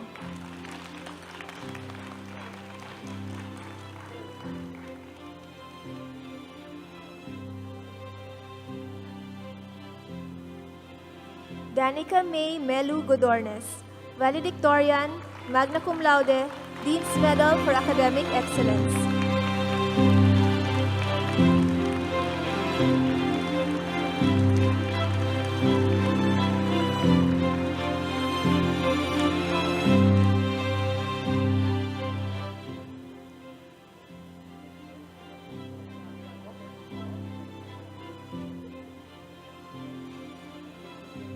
Angelo Salvador Gonzalez, Dean's Medal for Academic Excellence. Clarissa Joyce Rojas Gorion, Commendation, Stetson International Environmental Moot Court Competition, International Quarterfinalist and Third Best Overall Memorial 2021.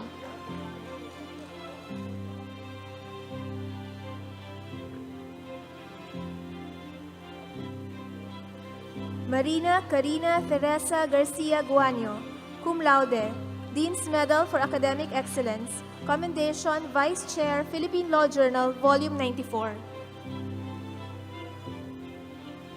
Gabriel Alcid Gueco, Dean's Service Award, Third Year Batch Representative, Law Student Government, Academic Year 2019-2020.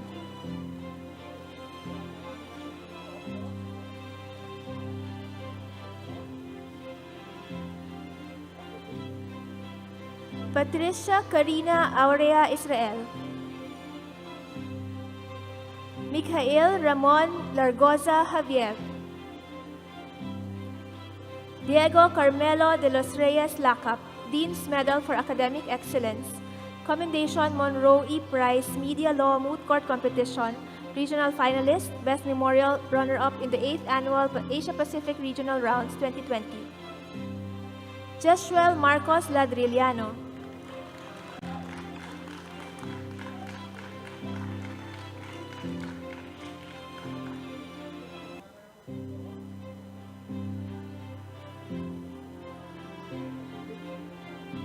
Franz Albert Agoyaoy Lantin, Commendation Justicia Moot Court Competition, Champion 2017, Commendation Editor, Philippine Law Journal, Volume 91. Anika Micaela Lectana Lapidario.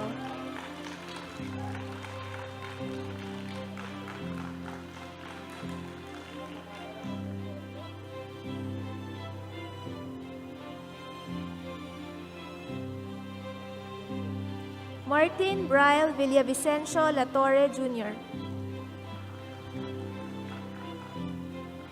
Alenia Celine Agiapas Laurente. Monica Therese Banson Lee, cum laude, Dean's Medal for Academic Excellence. Felix Gerard Dorotan Leison Jr.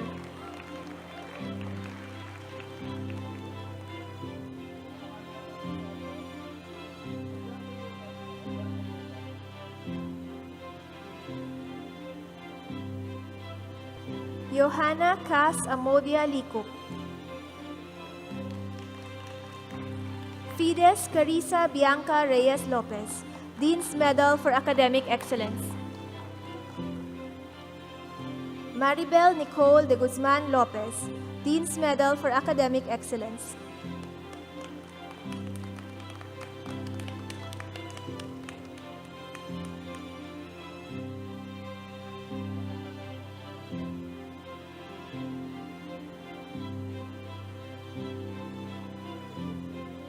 Diane Faye Andrade Losa.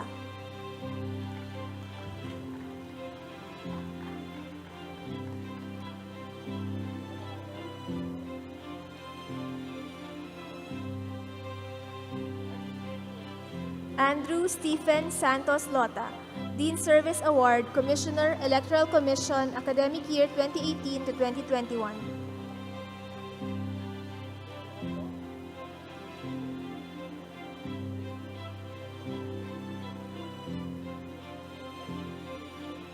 Ray Emmanuel Santos Lu.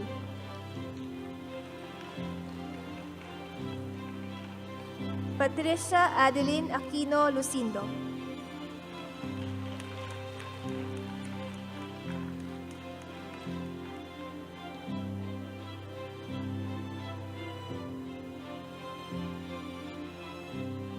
Christian Paul Rodriguez Lugo.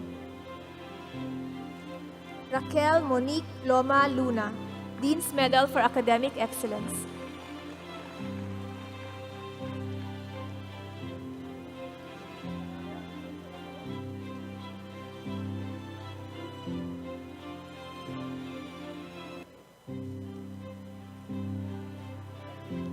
Yaniza Akraman Macapado.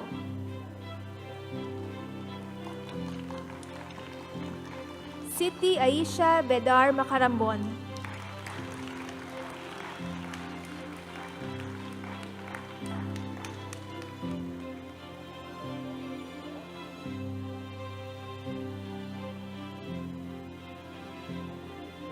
Shine Carrera Maiquez.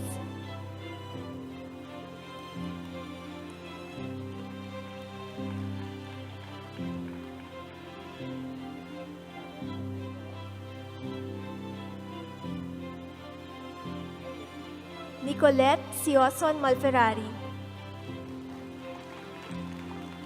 Nathaniel Pardo Malit. Mark Ernest Eugenio Mandap.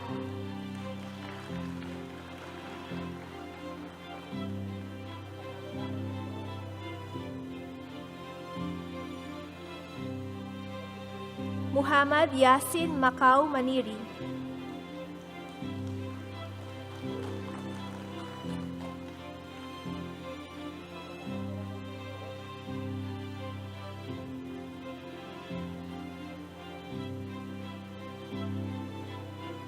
Michael Saison Maniwa.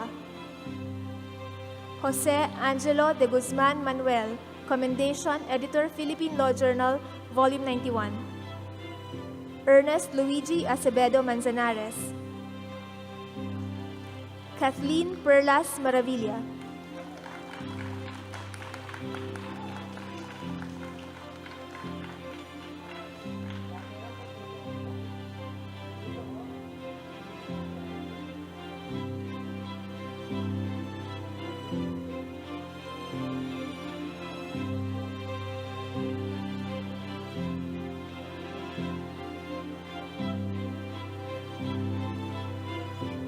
Gabriel Ronquillo Marmeto.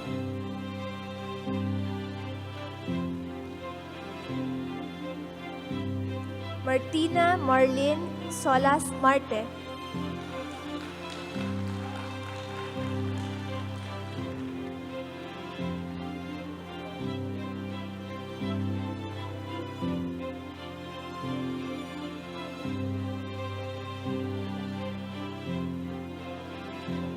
Michaela Sinio Marteja.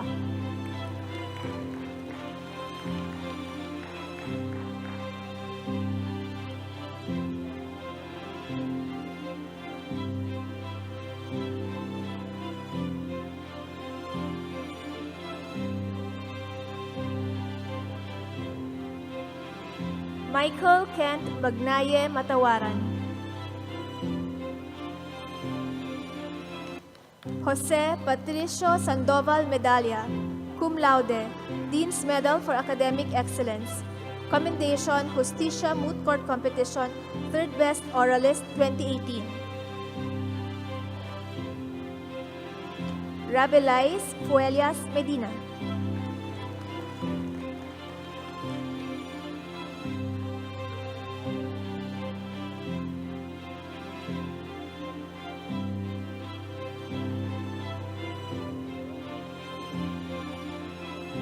Samantha Isabel Avila Mendiola, Commendation, Editor, Philippine Law Journal, Volume 93.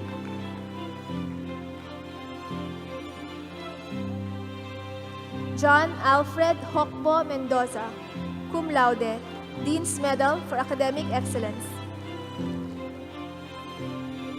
Bianca Micaela San Pedro Miguel.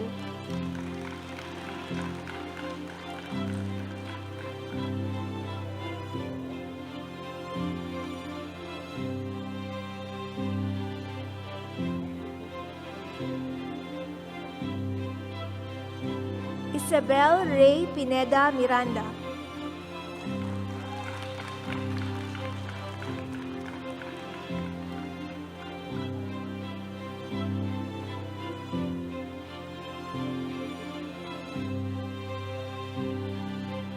Ana Carmela Betia Montemayor, Dean Service Award, Commissioner, Electoral Commission, Academic Year 2017 to 2020.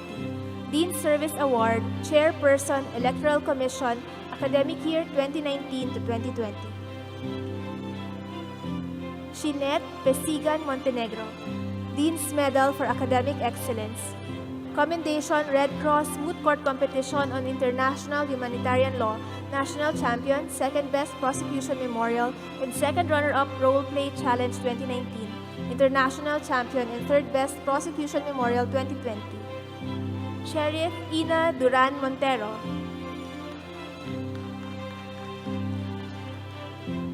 Justine Aquino Navarro, Commendation, Editor, Philippine Law Journal, Volume 94.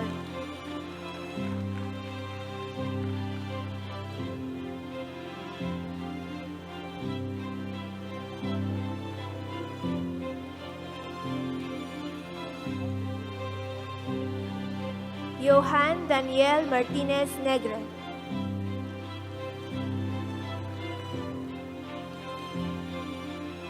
Krisha Camille Pexon Nicolas.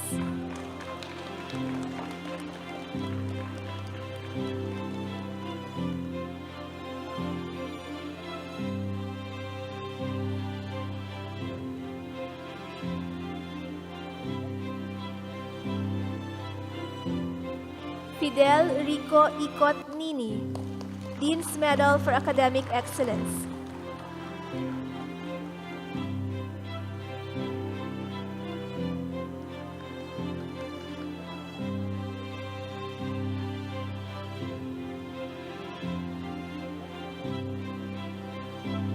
Mardia Sanusi Nurudin. Vanayan Doliis Odsi. Commendation Red Cross Moot Court Competition on International Humanitarian Law. National Champion, Best Speaker of the Final Round, Second Best Overall Mooter, Second Best Prosecution Memorial, and Second Runner-Up Role Play Challenge 2019. International Champion and Third Best Prosecution Memorial 2020. Assistant Coach to National Champions 2020.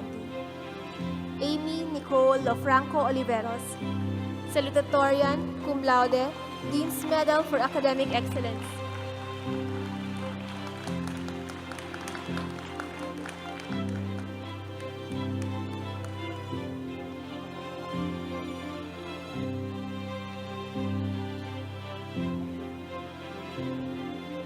Elmore Edward Jupiter Ornelas.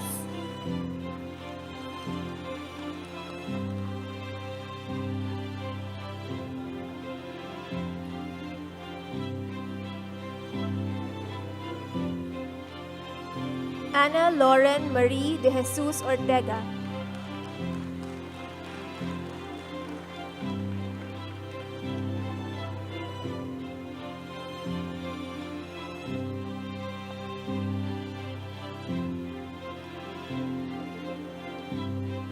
Ignatius Dominic Cristobal Ortega. Dean Service Award, Commissioner, Electoral Commission, Academic Year 2016 to 2018. Bianca Isabella Joaquin Ortiz. Dean's Medal for Academic Excellence. Commendations, Philip C. Jessup International Law Moot Court Competition National Champion and Best Respondent Memorial 2020. After Jessup International Law Moot Court Competition International Champion 2020, John H. Jackson Moot Court Competition Regional Champion, Best Orator in the Grand Final and Team Captain in the East Regional Round 2021, Stetson International Environmental Moot Court Competition Regional Finalist and Third Best Memorial in Southeast Asia 2019, International Semifinalist and Third Best Memorial 2019. Diana K. Atupan Uano.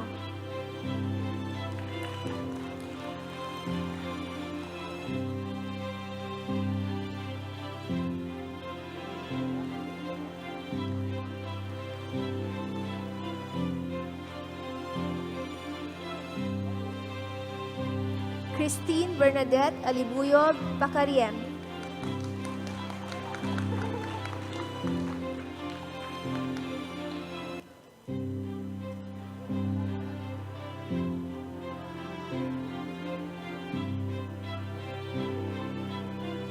Jean Danica Alarcio Padilla. Zoe Isabel D. Padilla.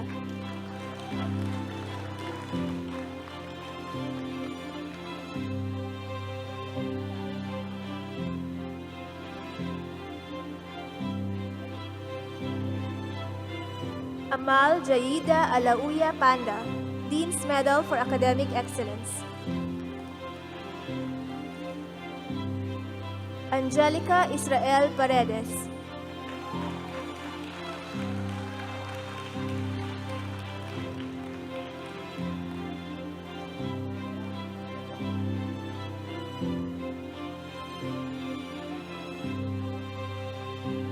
Ana Marie Angelica de Guzman Pascual. Bernice Joy Glipo Pascual, Dean's Medal for Academic Excellence. Jose Narciso Balmes Pastrana.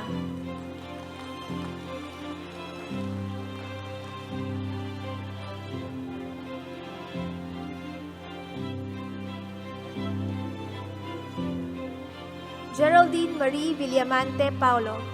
Commendation, Editor, Philippine Law Journal, Volume 93. Clarice Ann Gomez Peralta, Dean's Medal for Academic Excellence. Ana Patricia Echivere Pichay.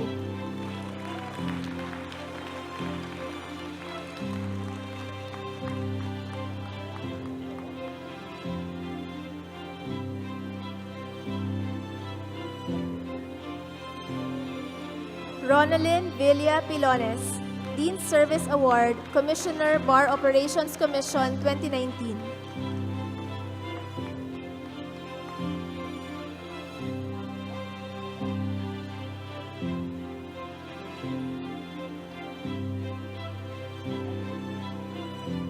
Roiza Rufina Meneses Flamenco.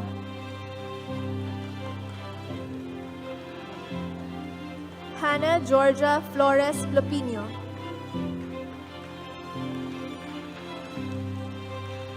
Mary Clarence Angela Tuazon Protasio, Dean's Medal for Academic Excellence, Dean's Service Award, Second Year Batch Representative, Law Student Government, Academic Year 2018-2019.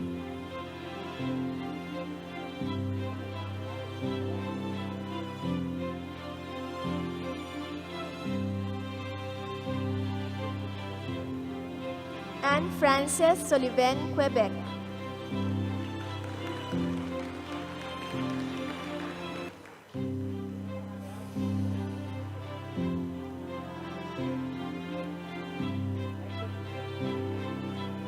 Jess Christian Diaz Ramirez.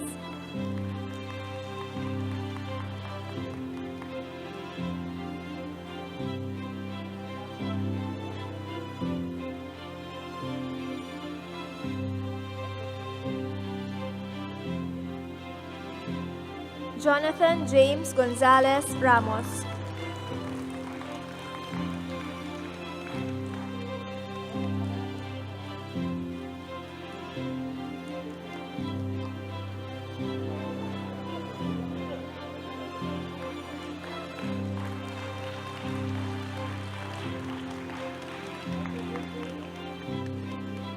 Mildredane Tulod Ramos.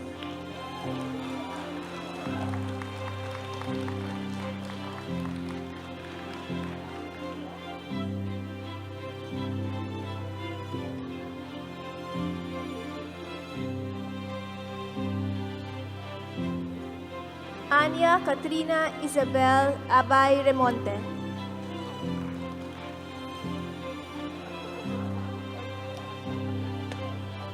Juan Valeriano Cortez Respicio IV.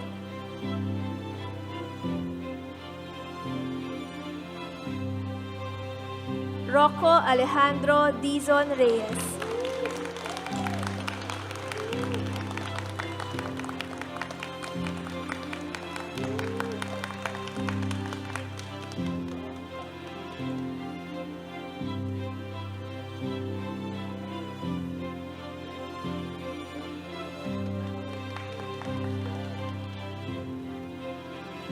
Polly Ariel Batarilan Roa.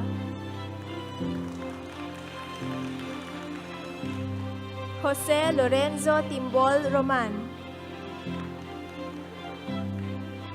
Tanya Renee Fernandez Rosales, Dean's Medal for Academic Excellence.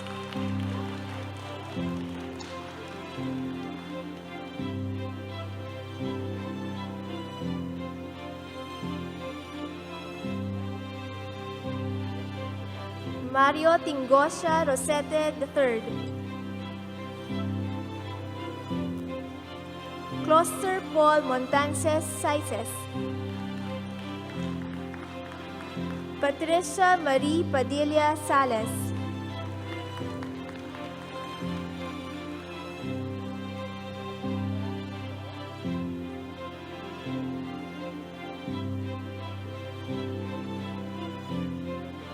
Danica Marie de la Cruz San Diego, Dean's Medal for Academic Excellence. Haris Unarce Sandigan. Jurela Giahara Datumanong Santos.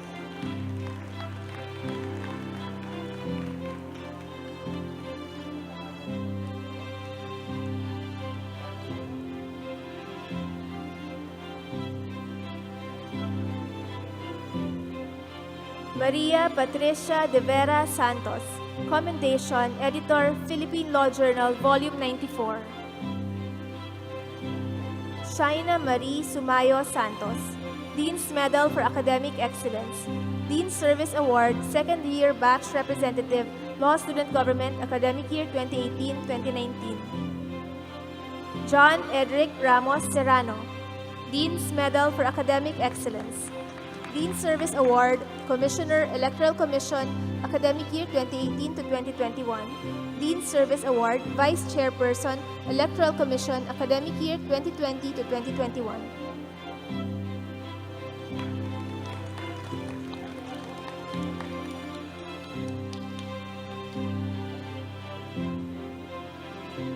Datu Aureli Ibn Aldwin Firdaus Camacho Sinsuat.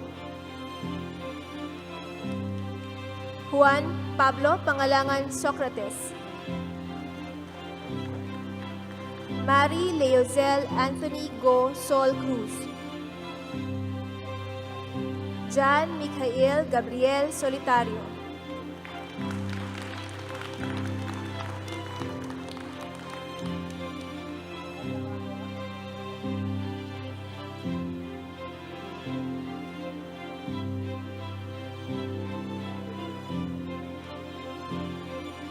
Christine Bernadette Francisco Soriano.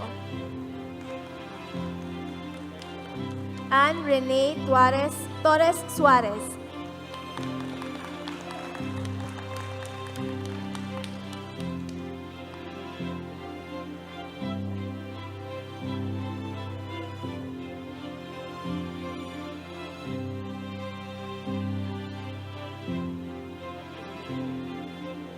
Maria Carmela Bernal Suarez.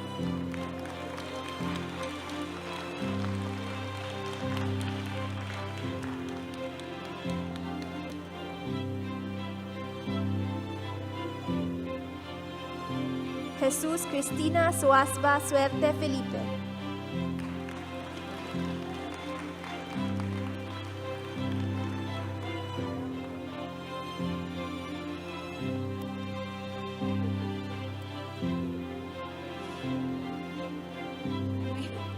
Von Angelo Merioles Suya.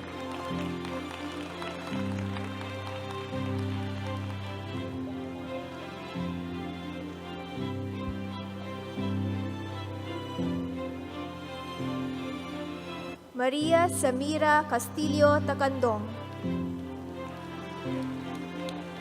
Isaiah Jeremy Casinio Tagarao, Dean Service Award, Commissioner, Electoral Commission, Academic Year 2017 to 2020.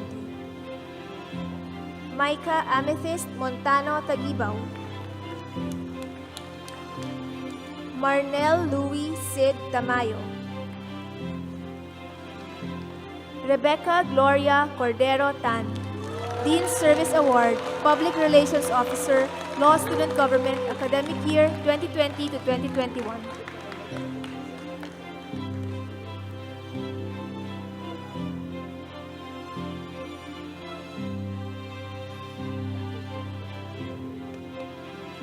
Raya Sofia Alvarez Teston.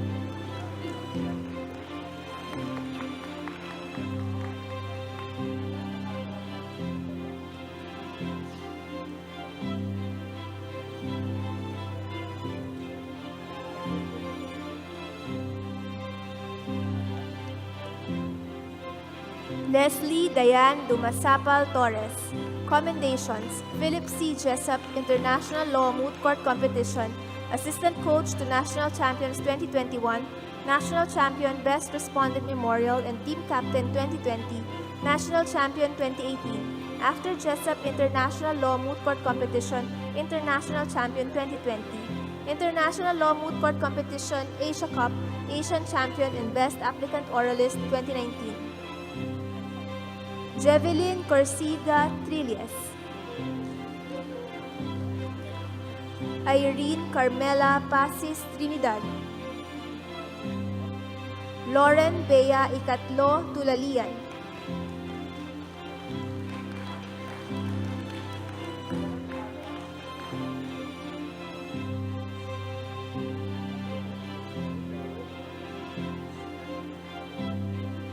Miguel Carlos Takad Umali, Glidel Shayalin De Hoya Urbano, Christian Imari Alcid Velez, Alexandra Ocromas Ventura, Ian Jonathan Rasay Villafuerte,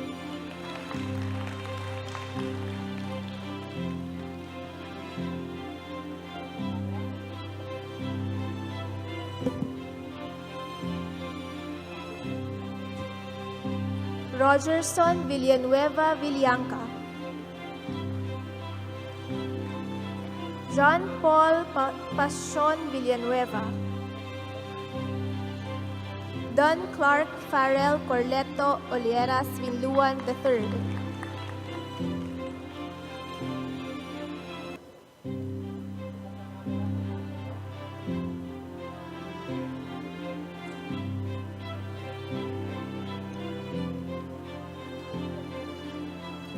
Samantha Isabel Vitriolo,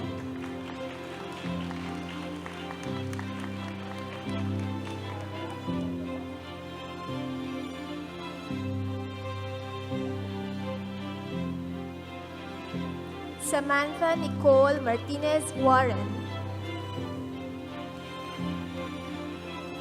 Mara Donna Alvendia Yamat, Francesca Micaela Payumo Yazon,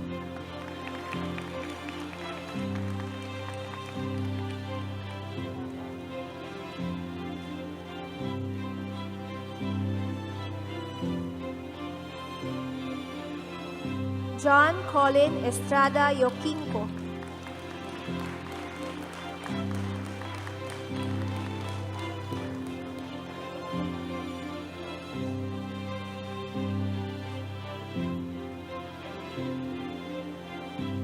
Paulo Romeo Javier Yusi. Commendation Monroe E. Price Media Law Moot Court Competition, 6th Best Oralist in the International Rounds 2020. Commendation Chair, Philippine Law Journal, Volume 94.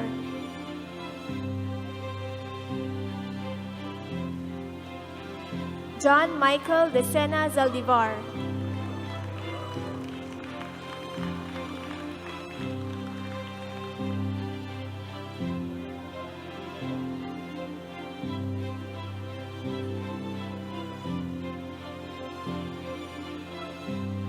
From class of 2020, Maria Victoria Lumba Buenaventura.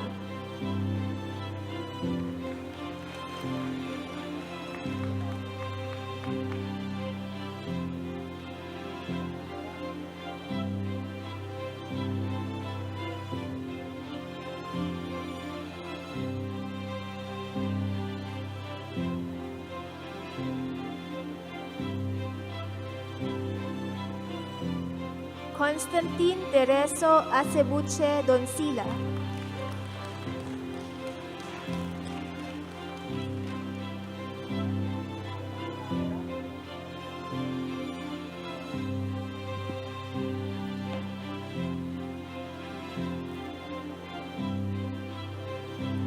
Freya Alessandra Gain Patron.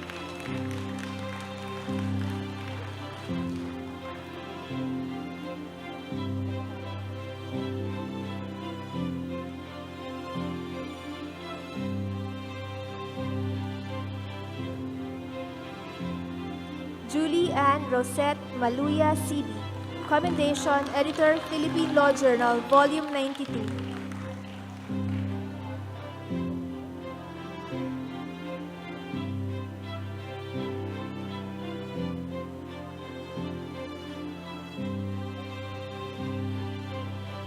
From class of 2022, Leandro Anton Malilin Castro.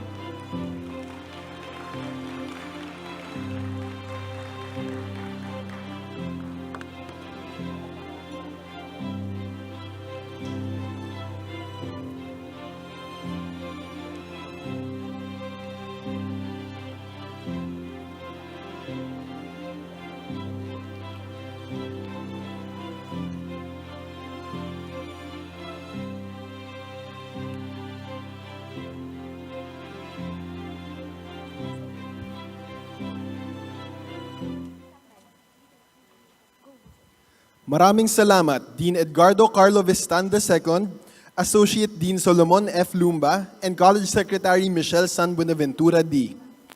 Isang alay ihimig sa mga magsisipagtapos.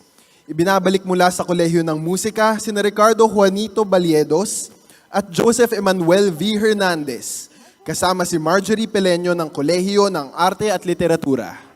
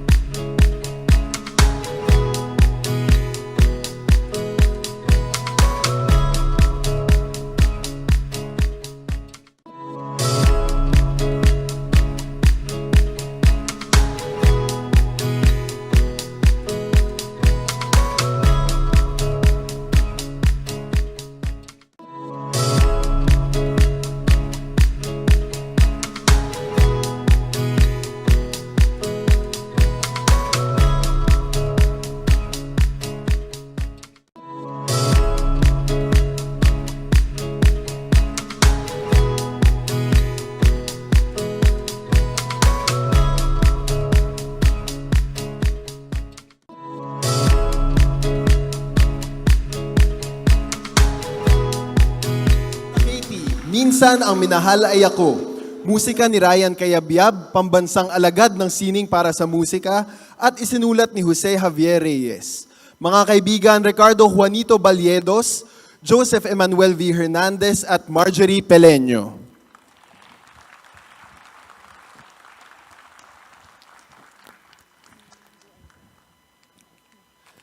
May we now call on our class valedictorian to deliver her valedictory address.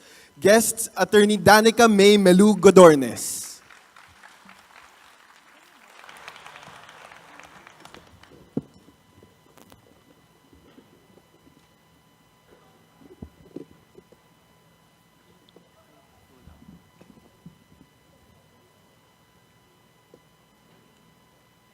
Senior Associate Mario Victor Yanen, Dean Edgardo Carlo Viston II, former Dean Pacifico Agabin, former Dean Fides Cordero Tan, College Secretary Professor San Michel Benaventura D, and the members of the UP College of Law faculty, guests, beloved parents, friends, and to my fellow Class 2021 graduates, a pleasant afternoon to all of you. It is wonderful to be standing here before you once again, this time in person. It truly has been an extraordinary time since we last came together.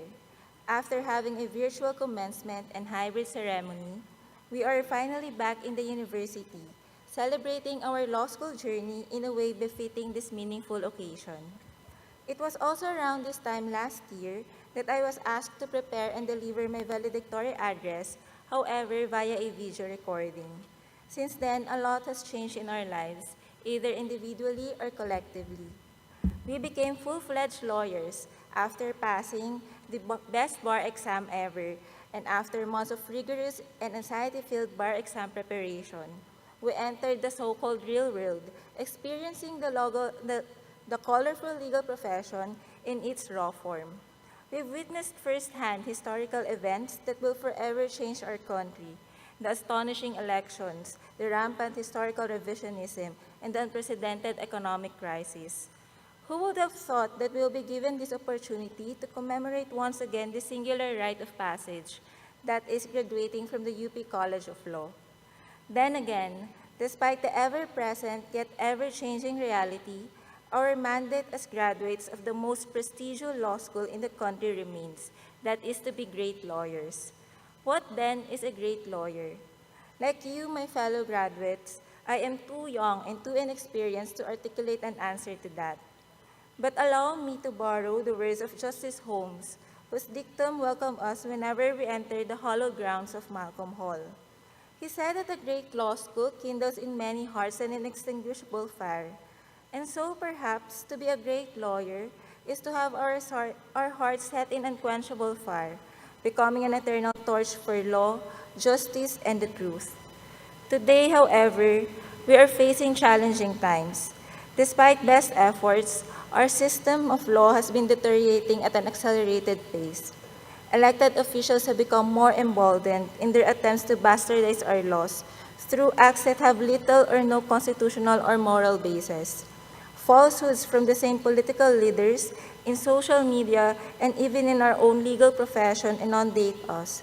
Fake bots or so-called trolls have been proliferating, becoming more and more powerful in sowing distrust and discord through outright lies told for political gain and power.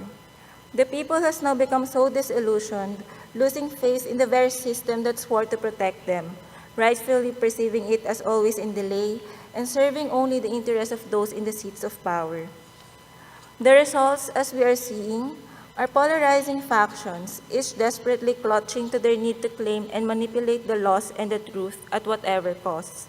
And as our perspectives and understanding has grown, so too as the social and political crisis has threatened our country's future.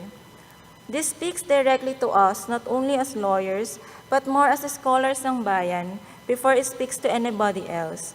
And our response to this need not to be tenaciously hold or yield to the false comfort of empty dogmas.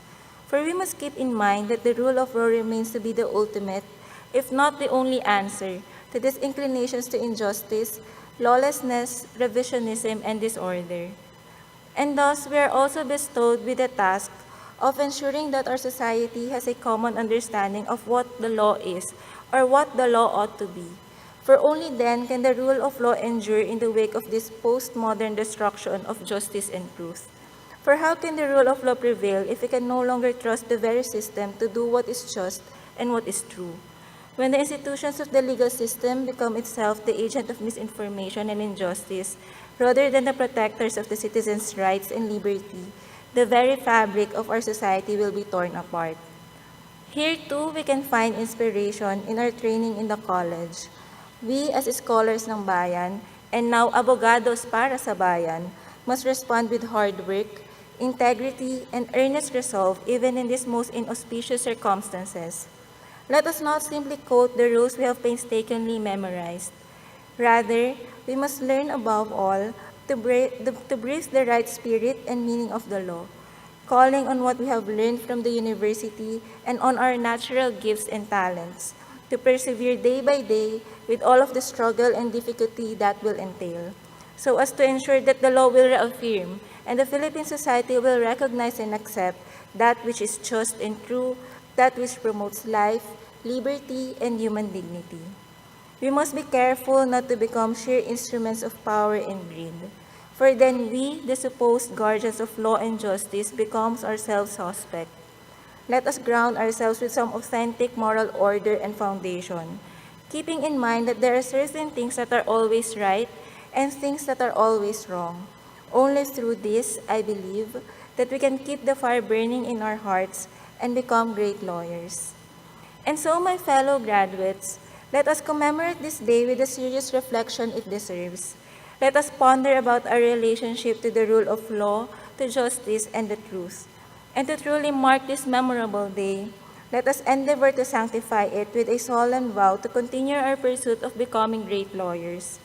My hope for us, my batchmates, is that when the moment comes, that when we are asked to take a position on a simple legal matter, that however becomes marred with such complexity due to political, financial, or other personal considerations, we will take the high ground that will fortify this more encompassing quest of becoming future great lawyers and future leaders of this nation. May we find solidarity in a common goal across the political divide plaguing our country, to always remain true to our commitment of serving the country and serving the Filipino people with honor and excellence. Maraming salamat po at muli magandang hapon sa inyong lahat.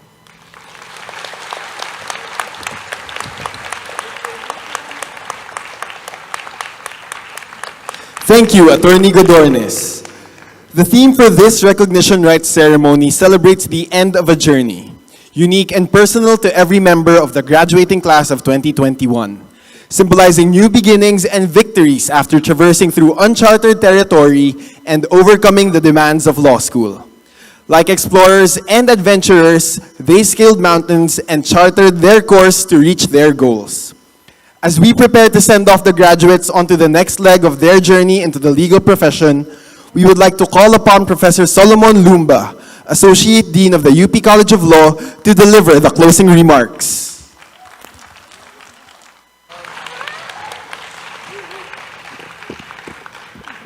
You know, way back in 1963, Martin Luther King had a dream. He dreamed that one day his students, or rather his children, would live in a world where they would not have to be judged according to the color of their skin, but rather according to the content of their character.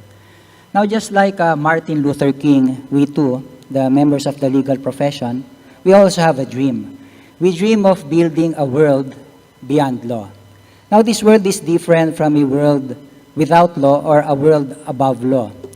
Because in this world, in the same way that a ladder is used to go beyond the ladder, the law is used to go beyond the law. Now, what I want to say is that in this world, the law is simply a tool to limit the depths to which humanity can sink, but never to place barriers to how high humanity can fly.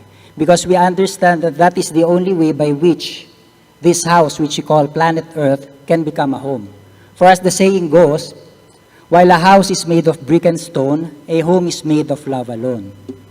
In other words, our duty as lawyers is to go beyond simply bringing comfort to those in the darkness with law, but actually to dispel that darkness with a special kind of light. And this light is called the light of your love. So with that, on behalf of all the lovers and the dreamers out there, and the lovers and the dreamers on the stage, such as our guest of honor, former Dean and now Senior Associate Justice of the Philippine Supreme Court, Marvic Leonin, and our Dean, Carlo Vistan, and your mentors, your benefactors, your teachers, your professors, the faculty of the UP College of Law,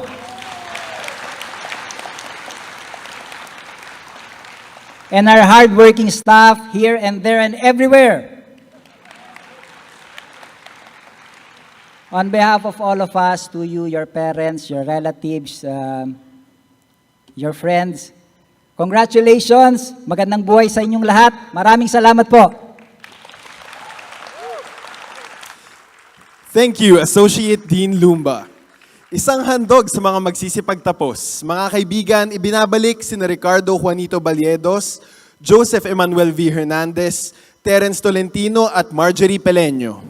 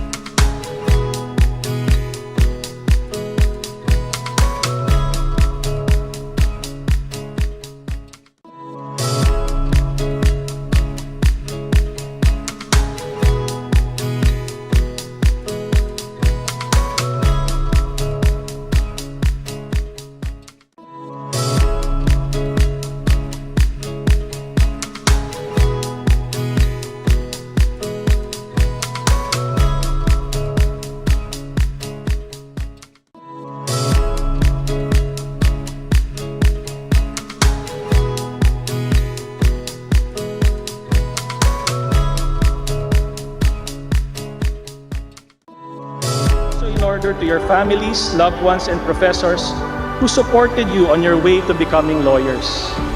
To our graduates, remember to thank them all for being your aguhon or compass during the past few years, for assisting you in trekking the right path, in understanding the law, in understanding life, and most importantly, in understanding yourselves.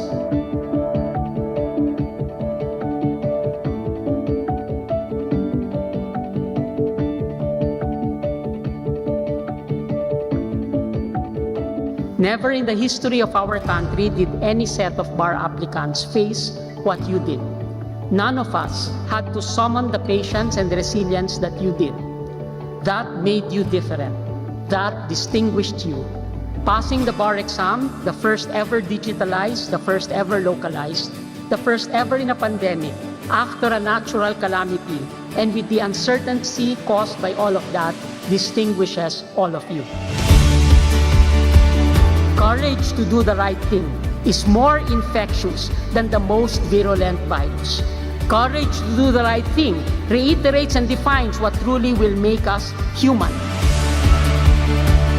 I find myself borrowing the words that I first heard as a student from Lian Alejandro, which I keep on repeating. The line of fire is always a place of honor.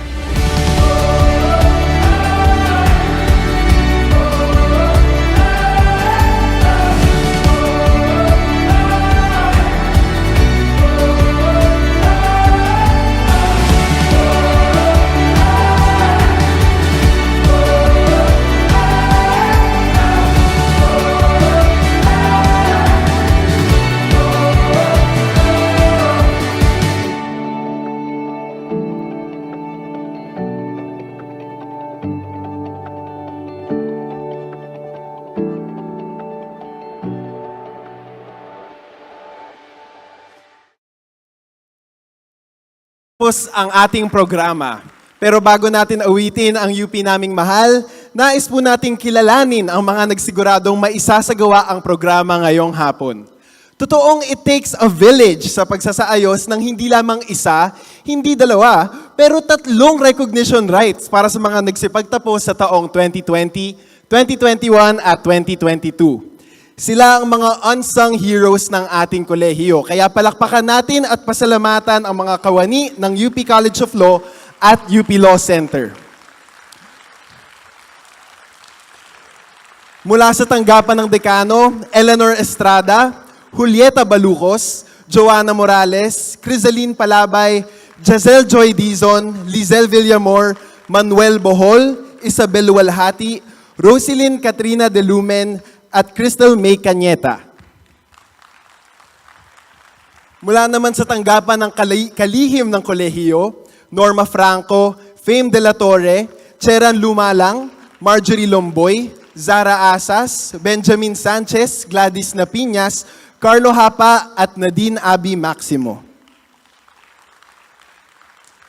Mula naman sa IPD, si Roy Locohuanco, Uriel Sarmiento, Jonas Villafranca, Arian Arambulo at Christopherson Landrito.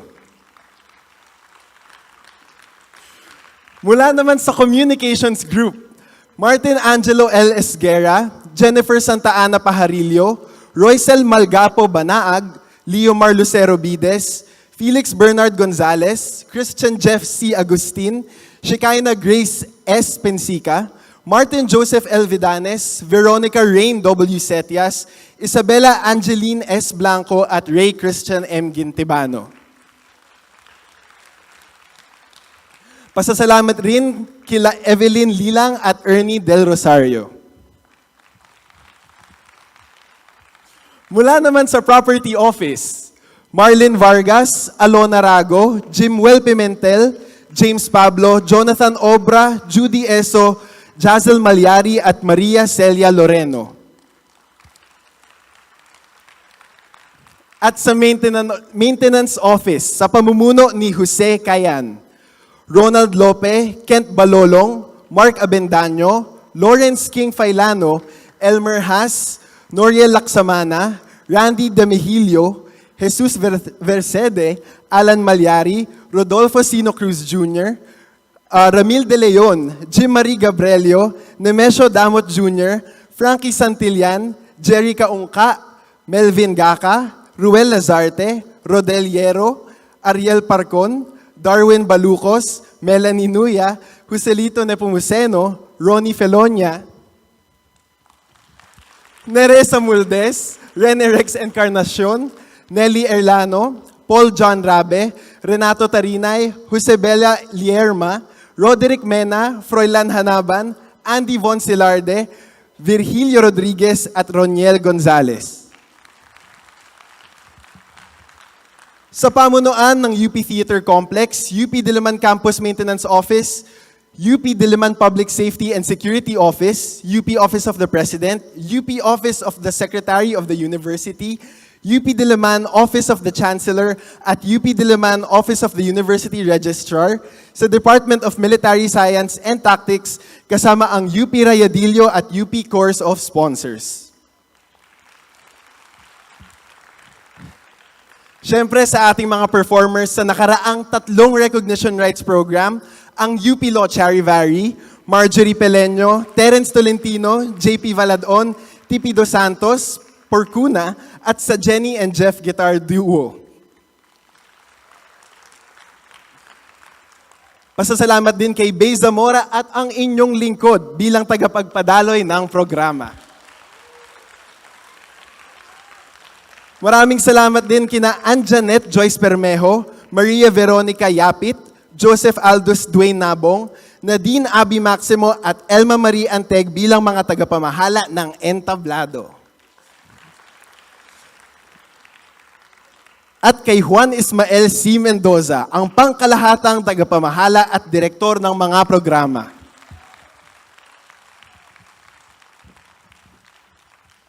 Pasasalamat din sa opisina ni Attorney Lenny Robredo, opisina ni Attorney Francis Kiko Pangilinan, at sa opisina ni Associate Justice Marvic MVF Leonen.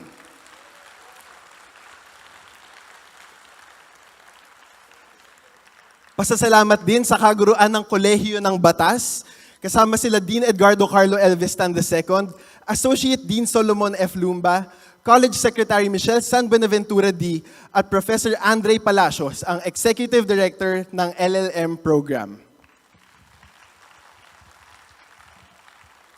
At sa graduation committees ng batch 2020, 2021 at 2022, kasama ang mga volunteers na tumulong. Maraming salamat sa inyong lahat. Bigyan natin sila lahat ng standing ovation. Maraming salamat.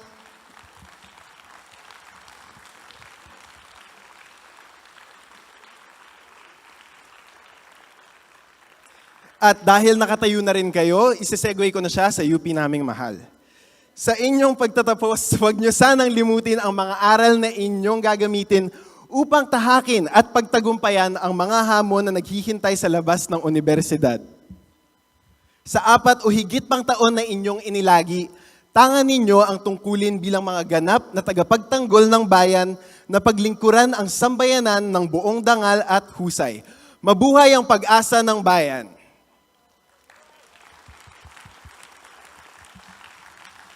Muli, ako po si Enzo Lazaro mula sa Block D, Batch 2023. Mga kaibigan, awitin natin ang UP naming mahal.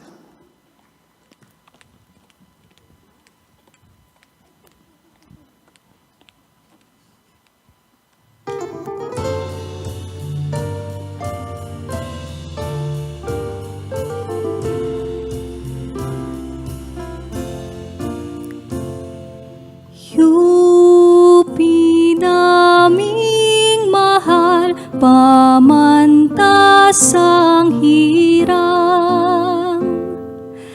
Ang tinig namin, sana'y inyong dinggin. Malayong lupain, amin mang marating, di rin magbabago ang damdamin.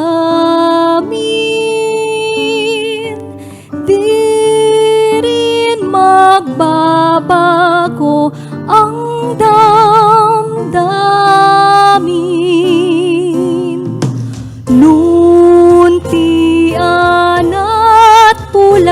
sagisag magpakailanman, ating pagdiwang bulwagan ng dangal. Humayo ti tanghal, giting at tapang, mabuhay ang pag-asa ng bayan. Mabuhay ang pag-asa ng bayan.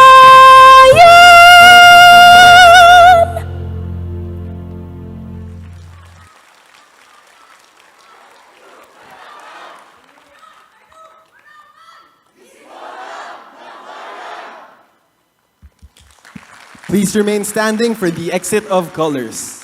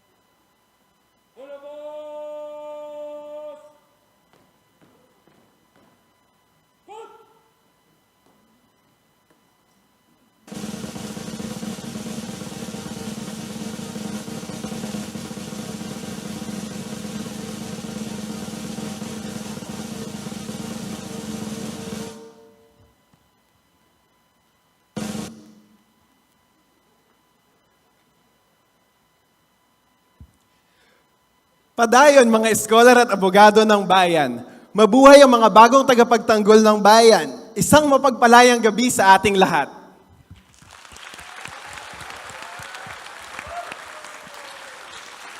May we call on our graduates to please proceed to the stage for your class picture.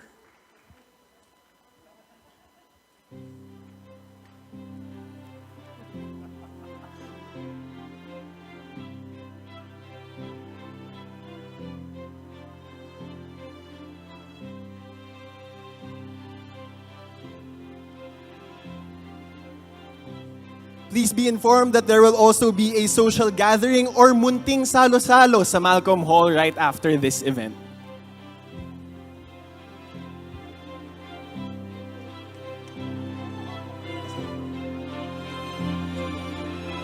Again, to the graduates, please proceed to the stage for your class picture.